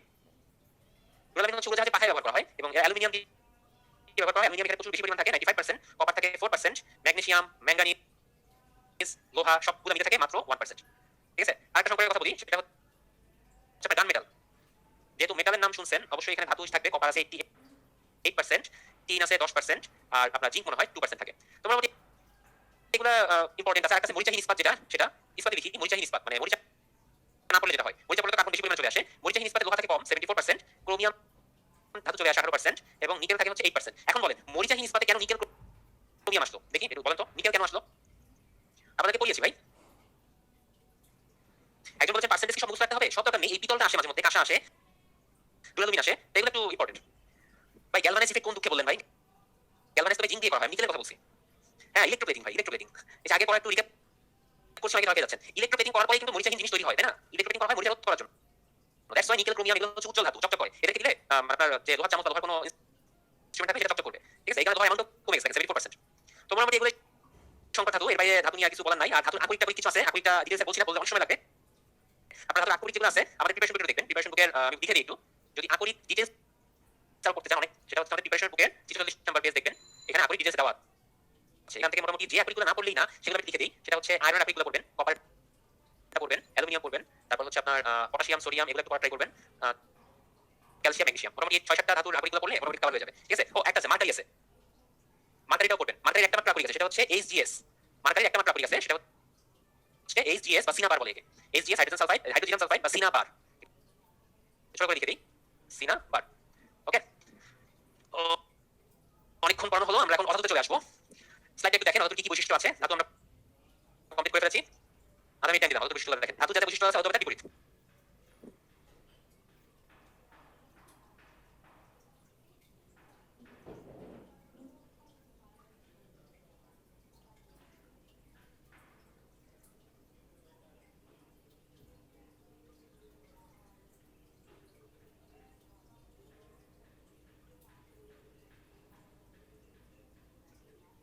ভাই জিজ্ঞেস করেছেন ডুরালুমিন দিয়ে কি তৈরি করা হয়? উড়োজাহাজে পাখায় ডুরালুমিন ব্যবহার করা হয়। অ্যালুমিনিয়াম খুব হালকা, তো এজন্য উড়োজাহাজ তৈরিতে আপনার ডুরালুমিন তৈরি করা ব্যবহার করা হয়। এছাড়া বাইসাইকেলও মাঝে মধ্যে ডুরালুমিন ইউজ করা হয়, এজন্য অনেক সময় সাইকেল হালকা হয়, সব সাইকেলগুলো, ঠিক আছে?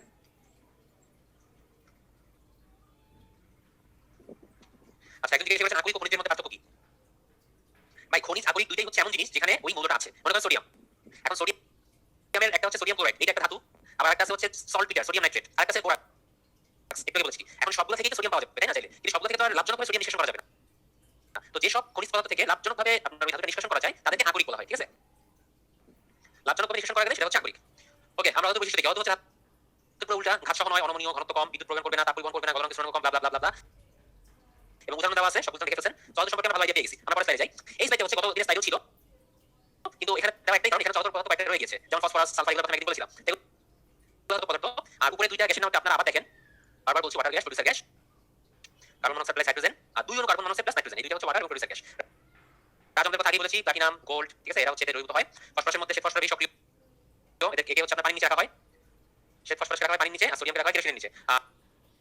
আর ফসফরাস, লোহিত ফসফরাস আপনার যদি তাপ পাওয়া হয়, ডেল্টা এইচ দেওয়া, হিট দেওয়া হয় এবং আর্দ্র একটা ওয়েদার দেওয়া হয়, তাহলে হয় হচ্ছে আপনার ফসফিন গ্যাস, PH3। আগে একটা ব্রেকিং ব্যাড উদাহরণ দিয়ে বলেছিলাম, মনে আছে? সালফারের দুইটা রূপ আছে, রম্বিক, মনোক্লিনিক। সালফারের সংকেত হচ্ছে আপনার S8, এবং সালফারের গণনাঙ্ক হচ্ছে 119 ডিগ্রি সেন্টিগ্রেড তাপমাত্রা, এবং সালফারকে ফ্লাশ পদ্ধতিতে নিষ্কাশন করা হয়। এছাড়া কয়েকটা হয়তো আমরা দেখবো, এক এক করে একটু লিখে ফেলি। না, এটা স্লাইডে করি, কয়েকটা হয়তো দেখবো, অত বেশি লেখার দরকার নাই। আমরা চাচ্ছি যেহেতু আমরা আমাদের নিজের অজান্তেই ব্যবহার করে থাকি, সেটা হচ্ছে অক্সিজেন। এই যে শ্বাস নিচ্ছি, কথা বলছি, অক্সিজেন কিন্তু প্রতি মুহূর্তে ঢুকতেছে, কিন্তু আমরা টের পাচ্ছি না। এর কোনো স্বাদ নাই, গন্ধ নাই, বর্ণ নাই, তাই না? তো আপনার যেটা একজন জিজ্ঞেস ভাই সাইন্টিফিক সিরিজগুলো মেনশন দিন, আচ্ছা ভাই মনে পড়ে, সমস্যা নাই। তো 1774 সালে বিজ্ঞানী জোসেফ প্রিস্টলি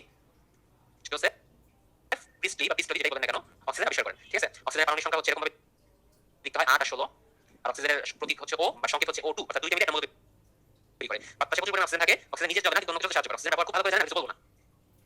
আচ্ছা, এবার নাইট্রোজেন আসি। বায়ুমণ্ডলের একটা অধাতু বা গ্যাসের নাম হচ্ছে নাইট্রোজেন। নাইট্রোজেন হচ্ছে ত্রিমৌল, ত্রিযোজী আর কি। নাইট্রোজেন তিন, দুইটা নাইট্রোজেন পরমাণু একসাথে মিলে N2 আপনার গ্যাস তৈরি করে।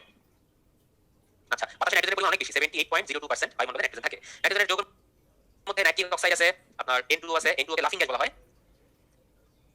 লাফিং গ্যাস, ঠিক আছে? এই গ্যাস পেলে দেখবেন কান্না করে হাসি পাচ্ছে, ঠিক আছে? এরপরে আছে নাইট্রিক অক্সাইড, এরপর আছে নাইট্রোজেন ডাইঅক্সাইড, সরি, NO2, যেটা হচ্ছে আপনার পানির সাথে বৃষ্টি পানির সাথে মিশে HNO3 তৈরি করে, অ্যাসিড বৃষ্টি ঘটায় আর কি। এবং সবথেকে বেশি গুরুত্বপূর্ণ যে যৌগটা নাইট্রোজেন, সেটা হচ্ছে নাইট্রিক অ্যাসিড। বিভিন্ন পরীক্ষাগারে, গবেষণাগারে নাইট্রিক অ্যাসিড তৈরি করা হয়। ইভেন অ্যাকোয়ারিজিয়া তৈরি করার জন্য আপনার নাইট্রিক অ্যাসিড আপনার একমল ইউজ করা হয়, ঠিক আছে? সো অ্যাকোয়ারিজিয়াতেও এর ভূমিকা আছে। ওকে, নাইট্রোজেন গেল। এরপর আসি আমরা হাইড্রোজেন নিয়ে। হাইড্রোজেন হচ্ছে সবথেকে হালকা পদার্থ বলা হয়, হালকা মৌলিক পদার্থ। তো হাইড্রোজেন জানেনই সংকেত এরকম 1 1 একটা করে প্রোটন একটা করে নিউট্রন থাকে না, এবং অত্যন্ত দাহ্য গ্যাস। হাইড্রোজেনের একটা আইসোটোপ আছে যার নাম হচ্ছে ডিউটেরিয়াম। সেই ডিউটেরিয়াম দিয়ে ভারী পানি বা D2O তৈরি করা হয়, ভারী পানি তৈরি করা হয়। ফসফরাসের কথা আগেই বলছি, আর বললাম না। আর কি আছে, সালফার বলছি। হ্যাঁ, সালফারের কথা যেটা আসছে সেখানে H2SO4 নিয়ে কথা বলি। H2SO4 হচ্ছে সালফিউরিক অ্যাসিডকে বলা হয় হচ্ছে অ্যাসিডের রাজা, ঠিক আছে, কিং অফ অল অ্যাসিড। হ্যাঁ, সেটা হচ্ছে রাজ অম্ল বা অ্যাসিডের রাজা বলা হয়। কোন দেশ সাধারণত শিল্প উন্নত কিনা বা উন্নত কিনা সেটা করার জন্য দুইটা জিনিস খেয়াল করা হয়। একটা হচ্ছে ওই দেশ শিল্প ক্ষেত্রে কি পরিমাণ লোহা বা ধাতু ইউজ করে, আর একটা হচ্ছে ওই দেশ শিল্প ক্ষেত্রে কি পরিমাণ সালফিউরিক অ্যাসিড ব্যবহার করে, ঠিক আছে। তো সালফিউরিক অ্যাসিডের মধ্যে কয়েকটা ব্যাপার আছে। একটা হচ্ছে ধূময়মান সালফিউরিক অ্যাসিড আছে যাকে অলিয়াম বলা হয়। অলিয়াম সেটা হচ্ছে ধূময়মান সালফিউরিক অ্যাসিড, সেটা হচ্ছে অলিয়াম। আচ্ছা, আরেকটা সালফিউরিক অ্যাসিডের একটা নাম আছে, বলতে পারবেন কি নাম? সালফিউরিক অ্যাসিডের একটা স্পেশাল নাম আছে, দেখি কেউ বলতে পারেন কিনা? না ভাই, কিং অফ ভিট্রিয়ল না, কাছাকাছি গেছিল ভাই। হ্যাঁ right, Maruf, thank you. Oil of vitriol, এটা আরেকটা নাম হচ্ছে অয়েল অফ ভিট্রিয়ল, ঠিক আছে। কিং অফ ভিট্রিয়ল না, অয়েল অফ ভিট্রিয়ল বলা হয় সালফিউরিক অ্যাসিডকে। আর সালফিউরিক অ্যাসিডের আর অলিয়ামের একটা রাসায়নিক সংকেত আছে, সেটা হচ্ছে আপনার H2S2O7, এটা সংকেত হচ্ছে অলিয়াম। তো মোটামুটি এরকম, এবং পরীক্ষাগারে বা শিল্প ক্ষেত্রে 100% বিশুদ্ধ সালফিউরিক অ্যাসিড ব্যবহার করার চেষ্টা করা হয়, কারণ সালফিউরিক অ্যাসিড বেঁচে থাকা সমস্যা। তো সেই 100% বিশুদ্ধ সালফিউরিক অ্যাসিড সেটা একটা নাম আছে, সেটা হচ্ছে সালফান। খেয়াল করেন, সালফান না কিন্তু র না, সালফান বলতেন। হ্যাঁ, এটা হচ্ছে 100% বিশুদ্ধ সালফিউরিক অ্যাসিড। তো মোটামুটি এই হচ্ছে অধাতু, এবং এর বাইরে আরেকটা জিনিস আছে, সেটাকে লিখছি না, আগের দিনের স্লাইডে আমি দেখিয়ে দিচ্ছি। কার্বন সবথেকে বহুল ব্যবহৃত অধাতু, BVI। কার্বন ক্যাটায়নেশন ধর্ম দেখায়, ঠিক আছে। তারপর হচ্ছে আপনার কার্বন হচ্ছে বহুরূপী মৌল, বহুরূপী ইংলিশ হচ্ছে আপনার অ্যালোট্রপস, অ্যালোট্রপ হচ্ছে আপনার বহুরূপতা। এবং কয়লার মূল উপাদান কার্বন, কার্বনের দুইটা রূপ, একটা হচ্ছে গ্রাফাইট, একটা হচ্ছে ডায়মন্ড। ইহা হচ্ছে সবথেকে শক্ত পদার্থ, কাজ কাটতে ইহা ব্যবহার করা হয়, এবং ইহা কাটার জন্য ইরানের আমস্টারডাম ইউজ হয়। আমস্টারডাম হচ্ছে ইহা কাটার জন্য একটা আছে আপনার, মানে ওখান থেকে কাটা হয়, অন্য কোনো দেশে খুব একটা ভালো কাটতে পারে না। আর গ্রাফিক্যাল স্ট্রাকচারটা দেখাচ্ছি না, আমি আগে স্লাইডে দেখিয়েছিলাম, এজন্য আমি ফিরে যাচ্ছি না। ডায়মন্ডটা হচ্ছে 3D, এরকম একটার সাথে একটা যুক্ত হবে উপর নিচে, এই আবার এরকম চারটার সাথে যুক্ত হবে, এরকম একটা বলয় তৈরি করে। আর গ্রাফাইট হচ্ছে আপনার এরকম, যাই হোক আছি না, বুঝতেই পারছেন, এর নিচে আরেকটা স্তর থাকবে আবার এরকম সরল আকৃতির। তো এই হচ্ছে আপনার কার্বন। কার্বন কোথায় কোথায় ব্যবহার করা হয় সেটা একটু দেখি। কার্বনের ব্যবহার হচ্ছে আপনার সাধারণত দুইটা অক্সাইড পাওয়া যায় কার্বনের, একটা হচ্ছে কার্বন মনোঅক্সাইড, কার্বন মনোঅক্সাইড, আর একটা হচ্ছে কার্বন ডাইঅক্সাইড। দুইটাই এক অর্থে ক্ষতিকর আমাদের জন্য। মনোঅক্সাইড রক্তের সাথে মিশে রক্ত দূষিত করে দেয়, রক্তের অক্সিজেনের পরিমাণ কমিয়ে দেয়, ঠিক আছে। এই কারণে হচ্ছে এটা খুব বিষাক্ত গ্যাস, গাড়ি ধোয়া বা কোনো আগুন টাগুন জ্বালালে, মানে কোনো কিছু পোড়ালে কার্বন মনোঅক্সাইড গ্যাস তৈরি হয়, এটা বায়ুমণ্ডলের জন্য খুব ক্ষতিকর গ্যাস। আর কার্বন ডাইঅক্সাইড বায়ুমণ্ডলের বেশি হলো লস, কিন্তু আমাদের জন্য কার্বন ডাইঅক্সাইড ক্ষতিকর বলে কি হবে, গাছের জন্য কার্বন ডাইঅক্সাইড খুব জরুরি, কারণ গাছ হচ্ছে কার্বন ডাইঅক্সাইড ব্যবহার করে খাদ্য তৈরি করে এবং আমাদেরকে অক্সিজেন গিফট করে, ঠিক আছে। তাই হচ্ছে মোটামুটি আপনার কার্বনের ব্যাপারগুলো। কার্বন দিয়ে অ্যাসিড তৈরি হয়, সেটা হচ্ছে কার্বন ডাইঅক্সাইড প্লাস পানি, সেটা হচ্ছে কার্বনিক অ্যাসিড H2CO3। কতদিন বলেছিলাম, খুবই দুর্বল অ্যাসিড, বেশিক্ষণ স্থায়ী হয় না। H+ এবং HCO3 মাইনাসে ভেঙে যায়, HCO3 মাইনাসে ভেঙে যায়। এবং কার্বন ডাইঅক্সাইড ব্যবহার হচ্ছে অগ্নি নির্বাপক যন্ত্র, সেখানে কার্বন ডাইঅক্সাইড ব্যবহার করা হয়। আর কার্বন ডাইঅক্সাইড ব্যবহার গ্রিনহাউস গ্যাস, গ্রিনহাউস গ্যাসের ইফেক্ট আছে কার্বন ডাইঅক্সাইডের জন্য, বায়ুমণ্ডলে এটা ব্যবহার বেড়ে গেলে, পরিমাণ বেড়ে গেলে শীত প্রধান দেশে কাছে তৈরি মানে গ্রিনহাউস, সেরকম একটা ইফেক্ট বায়ুমণ্ডলে তৈরি হয়। ওকে, তো এগুলো মোটামুটি হচ্ছে আপনাদের কার্বন মনোক্সাইড নিরক্ষাতক বলা হয়। কার্বন মনোক্সাইড হচ্ছে আপনার নিরক্ষাতক। তো মোটামুটি এগুলো হচ্ছে আপনার অধাতু। আমরা কিছু প্রিভিয়াস ইয়ারের কোশ্চেনে আসবো, একটু দেখি প্রিভিয়াস ইয়ারের কোশ্চেনগুলো। একজন জিজ্ঞেস করেছেন কার্বনিক অ্যাসিড আর কার্বনিক অ্যাসিড। হ্যাঁ ভাই, দুটো রকম অ্যাসিড। কার্বনিক অ্যাসিড যেটা দোতন দিয়ে, সেটা হচ্ছে H2CO3, আর একটা আছে কার্বনিক অ্যাসিড, এটা হচ্ছে ফেনল। হ্যাঁ, আমরা যখন আজকে ফেনল পড়াবো তখন এই কথাগুলো বলবো, একটু ধৈর্য সহকারে থাকতে হবে আর কি। ক্যাটায়নেশনের সংজ্ঞা আগে বলেছিলাম, সেটা হচ্ছে একই মৌলের যে বিভিন্ন পরমাণু আছে তাদের সাথে মানে কি বলবো, বিভিন্ন রকম বন্ধন তৈরির মাধ্যমে বৃহৎ আকার তৈরি করাকে হচ্ছে ক্যাটায়নেশন, বা মানে সোজা কথা হচ্ছে কার্বনের যোজনী হচ্ছে 4। তো কার্বন কি করতে পারে, একটা হাত দিয়ে যেরকম একক যোজনী বিশিষ্ট কোনো মৌলের সাথে বন্ধন করতে পারে, সে দ্বিযোজনী মৌলের সাথে বন্ধন করতে পারে, ত্রিযোজনী করতে পারে, চতুর্যোজনীর সাথে করতে পারে, ঠিক আছে। তো এই জন্য কার্বন প্রচুর পরিমাণে মৌল দেখা যায়, এবং এই যে বিভিন্ন মৌলের সাথে যুক্ত হওয়ার প্রবণতা, এটাকে ক্যাটায়নেশন বলা হয়, ঠিক আছে। চাইলে অক্সিজেন কিন্তু সবার সাথে যুক্ত হতে পারে না, অক্সিজেন হচ্ছে একযোজী বা দ্বিযোজীর সাথে যুক্ত হতে পারে, বেশি পারে না, ঠিক আছে। কিন্তু কার্বন 4টা যোজনী হওয়ার কারণে বিভিন্ন রকম মৌল গঠন করতে পারে। সো আমরা প্রিভিয়াস ইয়ারের কোশ্চেনগুলো দেখি। আগের দিনের কোশ্চেনগুলো ছিল, যেটা অ্যাটমের মধ্যে পড়েছিল, আজকেও আছে। নিউট্রন সংখ্যা বের করার আগে দিন শিখেছিলাম, এটা 18। বিচ্ছিন্ন অবস্থায় পরমাণু শক্তি যুক্ত অবস্থার চেয়ে অধিক, পরমাণু নিউক্লিয়াস থাকে হচ্ছে আপনার ইলেকট্রন ও প্রোটন, তাই না নাকি? না, নিউট্রন ও প্রোটন। আচ্ছা, কোন বাক্যটি সত্য নয়, এটা হচ্ছে ইলেকট্রন পরমাণু নিউক্লিয়াসের অবস্থান করে, এটা কোনোভাবে সঠিক নয়। কোনটি পরমাণু নিউক্লিয়াস থাকে না, সেটা হচ্ছে ইলেকট্রন। আরো কিছু প্রিভিয়াস ইয়ারের কোশ্চেন দেখি। পরমাণু চার্জ নিরপেক্ষ হয় কেন? কারণ সেখানে ইলেকট্রন এবং প্রোটন সমান আকারে থাকে, ঠিক আছে, সমান থাকে। অ্যাটমিক সংখ্যা একই হওয়া সত্ত্বেও নিউক্লিয়াসের নিউট্রন সংখ্যা বেশি হওয়ার ফলে ভর সংখ্যা বেড়ে যায়, তাদেরকে কি বলা হয়? যেটা অ্যাটমিক সংখ্যা, অ্যাটমিক সংখ্যা মানে হচ্ছে আপনার পারমাণবিক সংখ্যা, যে সমান, তার মানে সেটা হচ্ছে প্রোটন সমান। প্রোটন সমান হচ্ছে আইসোটোপ, ঠিক আছে, এভাবে মনে রাখতে হবে কিন্তু। অ্যাটমিক সংখ্যা সমান হচ্ছে প্রোটন সংখ্যা সমান, প্রোটন সংখ্যা সমান হচ্ছে পি সমান, কোনটা লাস্ট নামে শেষে প বা পি আছে সেটা আইসোটোপ, সেটা সমান। যেসব নিউক্লিয়াসের নিউট্রন সংখ্যা সমান, আর যাবো না ভাই, এখানে পজ দেই। নিউট্রন সংখ্যা কি সমান, তাই না? তার মানে n সমান, তাহলে সেটা হচ্ছে অফকোর্স আইসোটোন, আর বাইরে করতে হবে না। নিউট্রন কি আবিষ্কার করেন? বিজ্ঞানী চ্যাডউইক আবিষ্কার করেন 1932 সালে। যেসব নিউক্লিয়াসের প্রোটন সংখ্যা সমান, অর্থাৎ বলবো না এই পর্যন্তই পজ, অবশ্যই আইসোটোপ। আপনাদের জন্য আজকে 2 নম্বর পোল কোশ্চেন, পোল কোশ্চেনটা লঞ্চ করে দিচ্ছি। 2 নম্বর পোল কোশ্চেন, জলদি আনসার দিবেন। ইঁদুর মারার বিষ তৈরিতে কোনটি ব্যবহার করা হয়?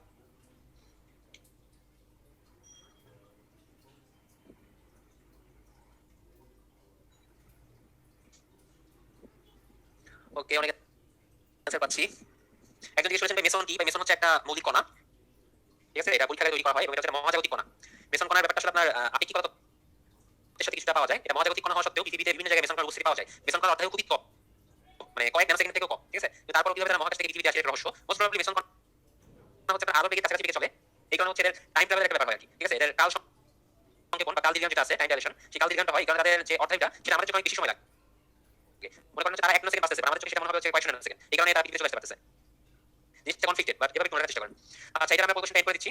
অনেক অ্যান্সার পাইছি, 58% কারেক্ট অ্যান্সার না, 58% কি দিয়েছেন? ফসফরাস দিয়েছেন। আচ্ছা, রেজাল্টটা দেখেন, এর অ্যান্সার কি হবে? হ্যাঁ, 58% কারেক্ট অ্যান্সার, এটা হবে হচ্ছে ফসফরাস। যারা সালফার দিয়েছেন ভুল করেছেন আর কি। ইঁদুর মারার বিষ তৈরিতে ফসফরাস ব্যবহার করা হয়। বা এটা একটু চিন্তা করতে পারতেন যে ফসফরাসের দুইটা রূপ আছে, লোহিত ও শ্বেত, দুইটাই বিষাক্ত। তার মানে যেহেতু বিষাক্ত নিশ্চয়ই বিষ তৈরিতে ফসফরাস ব্যবহার করা হবে। না জানলেও ভাই একটু এরকম সেন্স ইউজ করে মনে হয় অ্যান্সার করা যায় চাইতে। ঠিক আছে, আমরা জৈব যুগে যাবো, বা জৈব যুগে যাওয়ার আগে আমরা 2 মিনিটের ব্রেক নিব। হ্যাঁ, কারণ জৈব যুগে অনেক কিছু দেখতে হবে। আপনারা স্লাইডে দেখতে থাকেন, তখন 2 মিনিটের ব্রেক নিচ্ছি আমরা। হ্যাঁ, এই 2 মিনিটের ব্রেকে আমার একটা কোশ্চেন আছে সবার জন্য। আমাদের পরবর্তী ক্লাস 14 তারিখে এই টাইমে অনুষ্ঠিত হবে, এটা কালকে শুক্রবার। পরবর্তীতে পুনের প্রথম দিন কোনো ক্লাস নাই, 15 তারিখ ক্লাস 15 তারিখ ক্লাস হবে 3:30টায়। আমরা সবাই যে যার অবস্থান থেকে একটু নোট ডাউন করে রাখি।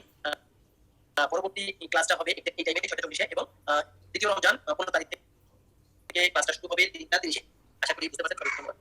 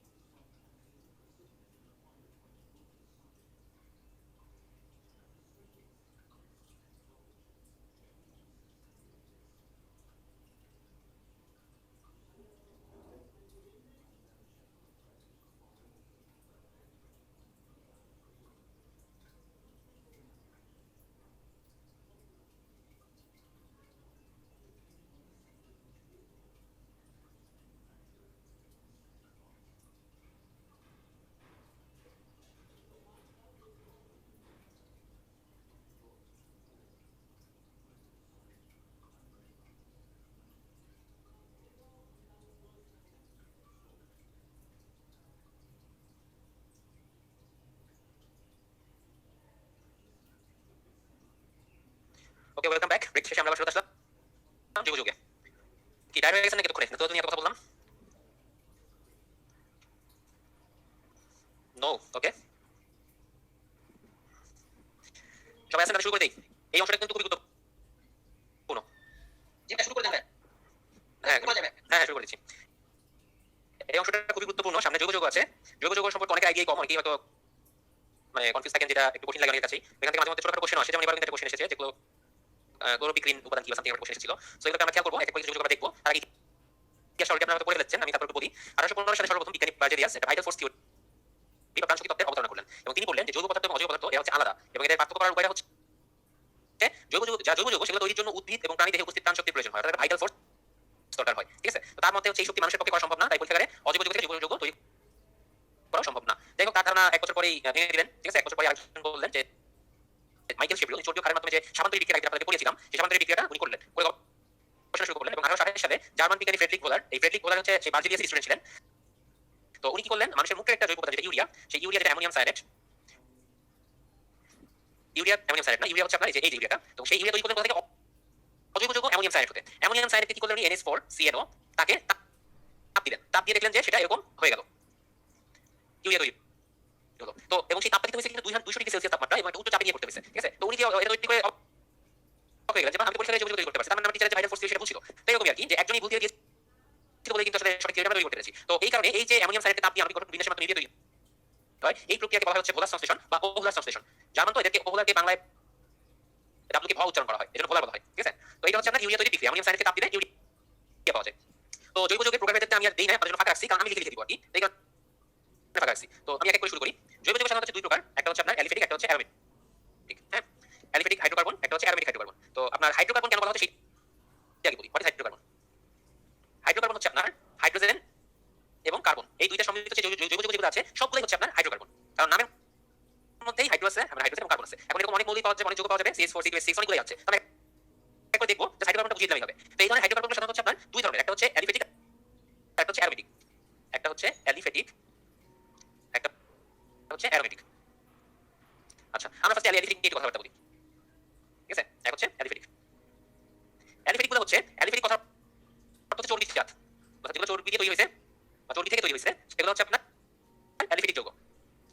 এক মিনিট একটু মুছে দিই, কাট পড়ে গেছে।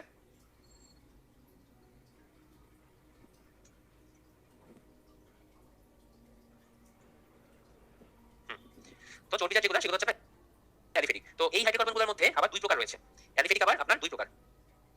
দেখি কোন কোন প্রকার আছে। একটা হচ্ছে মুক্ত শিকল অ্যালিফেটিক, আরেকটা হচ্ছে আপনার বদ্ধ শিকল অ্যালিফেটিক বা বদ্ধ শিকল হাইড্রোকার্বন। এখন মুক্ত শিকল কি বদ্ধ শিকল আসেন দেখি। এবার আসি মুক্ত শিকলের মধ্যে কি কি আছে। মুক্ত শিকল হচ্ছে যে সকল হাইড্রোকার্বন বা অ্যালিফেটিক হাইড্রোকার্বনের মধ্যে শিকলের দুই প্রান্তে যে কার্বন সেগুলো মুক্ত অবস্থায় থাকে। মনে করেন হচ্ছে একটা শিকলে এরকম তিনটা কার্বন আছে, ঠিক আছে? এই দুই প্রান্তের কার্বন একে অপরের সাথে যুক্ত না, তারা কিন্তু মুক্ত। দেখেন তো এখানে আমরা হাইড্রোজেন দিলাম, হাইড্রোজেন দিলাম, হাইড্রোজেন দিলাম। কেন ভাই তিনটা হাইড্রোজেন বলতো? কারণ কার্বনের হাতে যদি চারটা, একটা হাতে কার্বনের সাথে যুক্ত আছে, আমরা বাকি তিনটা হাতে নিচে তিনটা হাইড্রোজেন দিতে পারবে, এই কার্বন সেম কাজ করবে। এখন এই কার্বন মাঝে দেখেন তার দুইটা হাত দিয়ে দুই কার্বনের সাথে যুক্ত আছে, তার মানে সে সর্বোচ্চ দুইটা হাইড্রোজেন দিতে পারবে, কারণ তার হাইড্রোজেন চার। তো এই যে একটা অ্যালিফেটিক হাইড্রোকার্বন তৈরি করলাম আমি C3H6, সরি C3H8 যেটা, অর্থাৎ এটা নাম হচ্ছে প্রোপেন।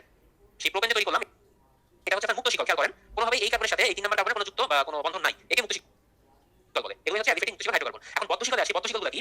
বদ্ধ শিকল হচ্ছে আপনার আর এই হাইড্রোকার্বনগুলো যে দুই প্রান্তের কার্বন পরমাণুগুলো সেগুলো একে অন্যের সাথে যুক্ত থাকে। এরকম দেখেন, মনে করেন তিনটা কার্বনকে এরকম একসাথে ত্রিভুজের মতো করে নিলাম, তিনটা কার্বন পরস্পরের সাথে যুক্ত ত্রিভুজ আকারে।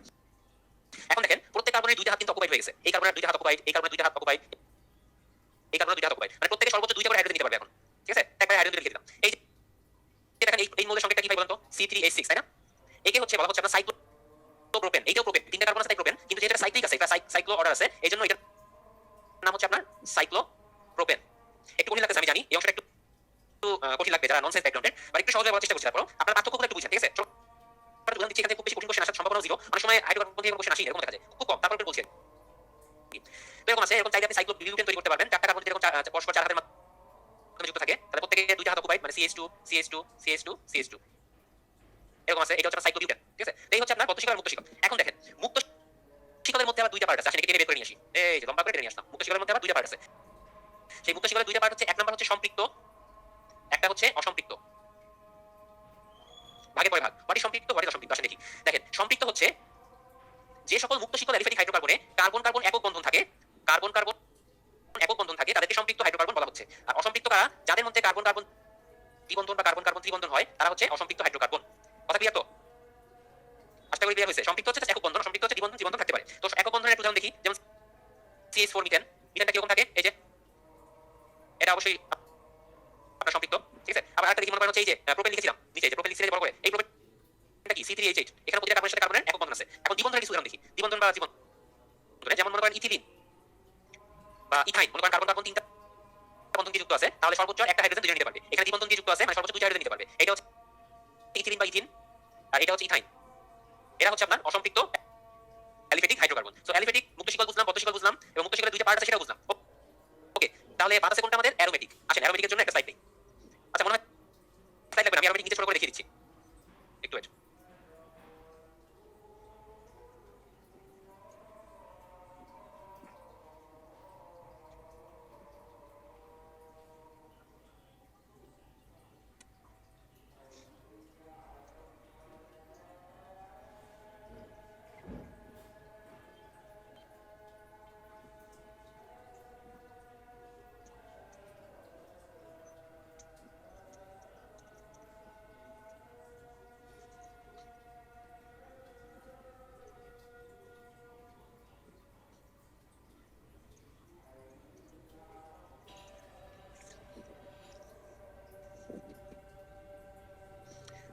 হ্যাঁ ভাই, আপনি ঠিকই বলছেন। একজন বলছেন হ্যাং করছে মেবি। জি ভাই, আমার ল্যাপটপটা হঠাৎ করে হ্যাং করছে, কোনো কমেন্ট নিচ্ছে না। আমি ট্রাই করছি, সাথে থাকেন।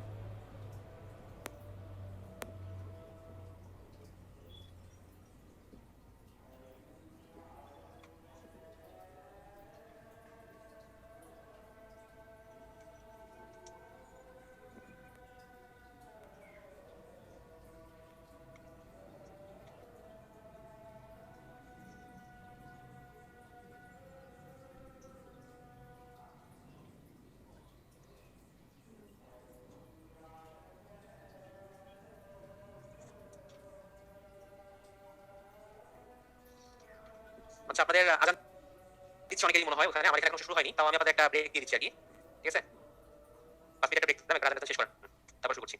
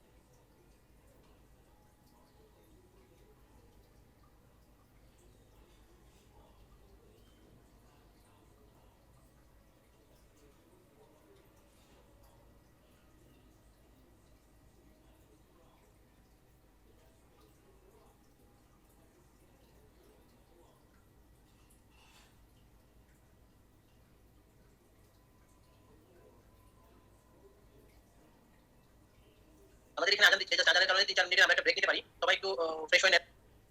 আমরা জাস্ট 1 মিনিট বা 3 মিনিটের মধ্যে আমরা শুরু করব ইনশাআল্লাহ।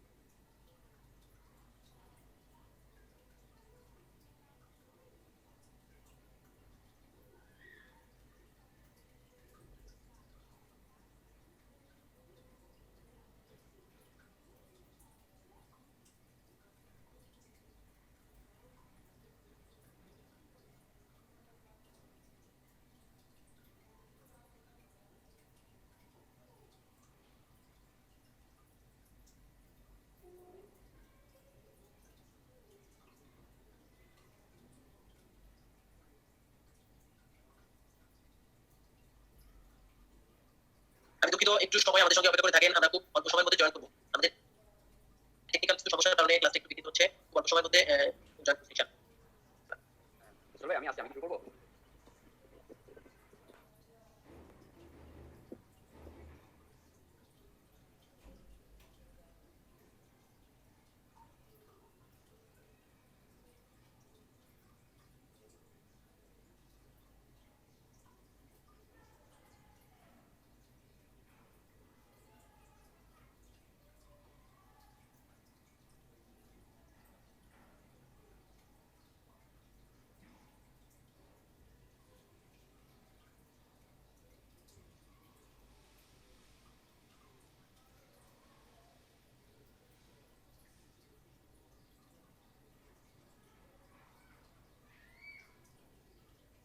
সবাইকে ধন্যবাদ, আমরা খুব অল্প সময়ের মধ্যে শুরু করছি ইনশাআল্লাহ। জাস্ট 2-1 সেকেন্ড হয়তো সময় লাগবে। অনেক ধৈর্য সহকারে থাকার জন্য অনেক ধন্যবাদ। আমি একটু রিকোয়েস্ট করব, ভাই আমাকে শুনতে পাচ্ছেন? হ্যাঁ আমি শুনতে পাচ্ছি। ভাই শুনতে পাচ্ছেন? হ্যাঁ শুনতে পাচ্ছি, আপনি শুনতে পাচ্ছেন? ওকে ভাই, আমরা তাহলে শুরু করি ইনশাআল্লাহ। আচ্ছা ওকে, সরি আসলে এখানে আসলে হুট করে নিতে হয়ে গেছে, সাবিবের কাছে একটু সমস্যা জন্য টেকনিক্যাল প্রবলেম কারণে আমাকে নিতে হচ্ছে। তো আমরা ভাইয়া সাথে আমরা কন্টিনিউ করে যেহেতু রাত হয়ে গেছে, আমাদের তো বর্ণ আগে রাখতে হবে, তাই না? তো ভাইয়া আস্তে আস্তে সময় রাখতেছে। তো এর মাঝখানে ইন দ্য মিন টাইম আমি আপনাদের যতটা দেখি পারা জায়গায় রাখি। তো ভাইয়া এর আগে আমাদের যোগেশ সম্পর্কে বলছে বা যোগাযোগ নিয়ে বলছে, ওইটা ওখানে থেকে আমি ধরতে যাচ্ছি, কারণ ভাইয়া একটা ফ্লোতে ছিল, আমি সাবস্টেন্সের মাঝখানে আমি করি। তো এখানে যে ব্যাপারটা, তো আমরা এখানে দেখব যে বিভিন্ন জৈব অ্যাসিড আছে, আপনারা বুঝতে পারছেন জৈব কাকে বলা হচ্ছে, যেখানে কার্বন আর হাইড্রোজেনের বন্ধনগুলো থাকে, সেগুলোকে আমরা হাইড্রোকার্বন বলছি, জৈব উপস্থিতি বলছি। তো কার্বন উপস্থিতি হচ্ছে মেইন, জৈব উপস্থিতি। তো বিভিন্ন জৈব অ্যাসিড আছে, সেই অ্যাসিডগুলোকে আপনার হচ্ছে এখানে বিভিন্ন অ্যাসিড কোন কোন ফলগুলোতে পাওয়া যায় সেগুলোতে এখানে সুন্দর করে লিস্ট করা আছে। আমি কি এটা খুবই একটা রিলায়েবল একটা লিস্ট, কারণ কি কারণ এই জিনিসগুলো যখন করা ছিল প্রচুর পরিমাণে ঘাটাঘাটি করে করা আছে, এমনকি আমাদের বইতে কিন্তু এক এক জায়গায় এক এক রকম কথা বলা আছে। যেমন আমি আপনাকে পার্সোনালি বলতেছি যে আমি যখন একটা প্রবলেম ফেস করতাম, যে জিনিসটা যে আমি কোথাও দেখেছি যে তেতুলের মধ্যে আছে টার্টারিক অ্যাসিড, ঠিক আছে, তেতুলের মধ্যে টার্টারিক অ্যাসিড আছে, আবার সেম জায়গায় যে যেমন সেকেন্ড তেতুলের মধ্যে টার্টারিক অ্যাসিড, আনোয়ার মধ্যে কিন্তু টার্টারিক অ্যাসিড আছে, ঠিক আছে। আর একইভাবে এখানে আনোয়ার মধ্যে কি আছে লক্ষ্য করেন তো, ম্যালিক অ্যাসিডও আছে। সাধারণত যেটা বিভিন্ন বইগুলোতে দেখা যায় শুধুমাত্র একটা অ্যাসিডের নাম আর একটা ফলের নাম লেখা আছে, এই কারণে যেটা যে পরে অনেকে কনফিউশন ক্রিয়েট হতো, এই জন্য আমরা আসলে এখানে সব একটা লিস্ট করে রাখছি যে একটা ফল মানে তার মধ্যে একটাই অ্যাসিড থাকবে, নিশ্চয়ই এমন না, আমরা এখানে একটা লিস্ট করে দিয়েছি। তো এবার দেখতে পাচ্ছেন আপনাদের কিছু কোশ্চেন আছে, মধ্যে ল্যাকটিক অ্যাসিড থাকে, দুধের মধ্যে অ্যাসিড থাকে, ঠিক আছে। তো এটা একটু আপনারা মাথায় রাখবেন না, আমাদের চা খাই যার মধ্যে ট্যানিক অ্যাসিড থাকে, তো এইগুলো বিভিন্ন জি হ্যাঁ ভাই, একটা করে তোমার যে দুটো অ্যাসিড বিভিন্ন খাদ্যের মধ্যে, তারপর সাবান, এরকম কয়েকটা সাইড এটা গত ক্লাসে ছিল আর কি। হ্যাঁ, তো মানে আমি এখানে রেখেছি হচ্ছে জৈব যৌগের মধ্যে পড়ে, তো এই কারণে তো এগুলো একটু মানে হালকা ভাবে স্কিপ করে গেলে চলবে। আমার মনে হয় ভাই যখন জয়েন করেছেন আপনি ক্লাসে কন্টিনিউ করেন, ঠিক আছে। আমি জাস্ট আপনি ফর্মুলা দিয়ে আমি স্ক্রিনটা বাদ দিচ্ছি আপনাকে। না না, তুমি কন্টিনিউ করো, আমার এখানে কারেন্ট এখন আসেনি, মোবাইল ডাটা দিয়ে লগইন করেছি, ঠিক আছে। তো আমি নিতে পারছি না, সেটা তুমি নাও, ঠিক আছে। আমার এখানে কারেন্ট চলে গিয়েছে, কারণ আমি ল্যাপটপটা ইউজ করতে পারছি না হবে। নো প্রবলেম, কারেন্ট আসলে ভাই একটু নক দিন। হ্যাঁ হ্যাঁ অবশ্যই, আমি সাথে আছি, সাথে তুমি নিতে থাকো। হ্যাঁ আমি সাথে আছি। Thank you sorry. তো ভাই যেটা বললো তাহলে যেহেতু আপনারা আগে বলছেন, আমি এগুলো নিয়ে খুব বেশি কথা না বলা আগে। তো আমরা বুঝতে পারছি বিভিন্ন জৈব অ্যাসিড বিভিন্ন জায়গায় কোন কোন অ্যাসিডটা জৈব অ্যাসিড থাকে, আমরা সেটা এখানে মোটামুটি লিস্ট আউট করছি।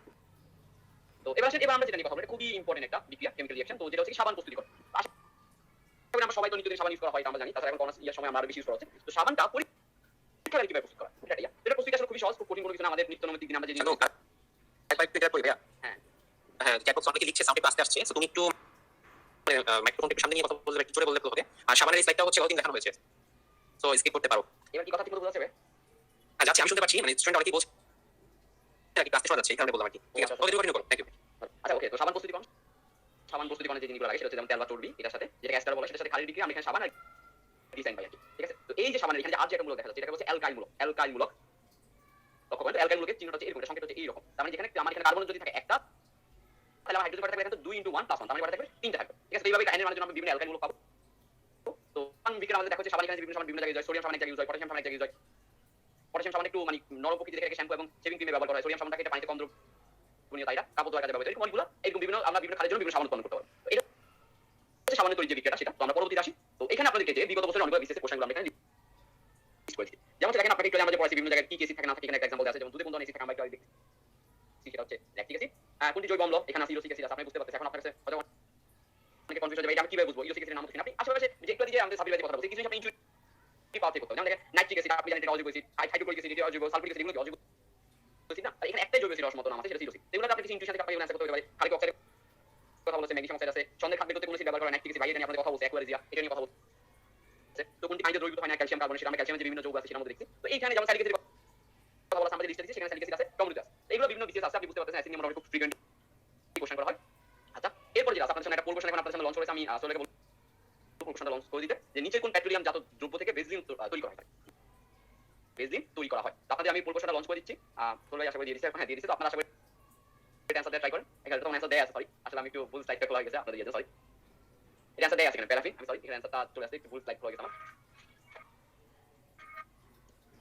একটু একটা মিনিট।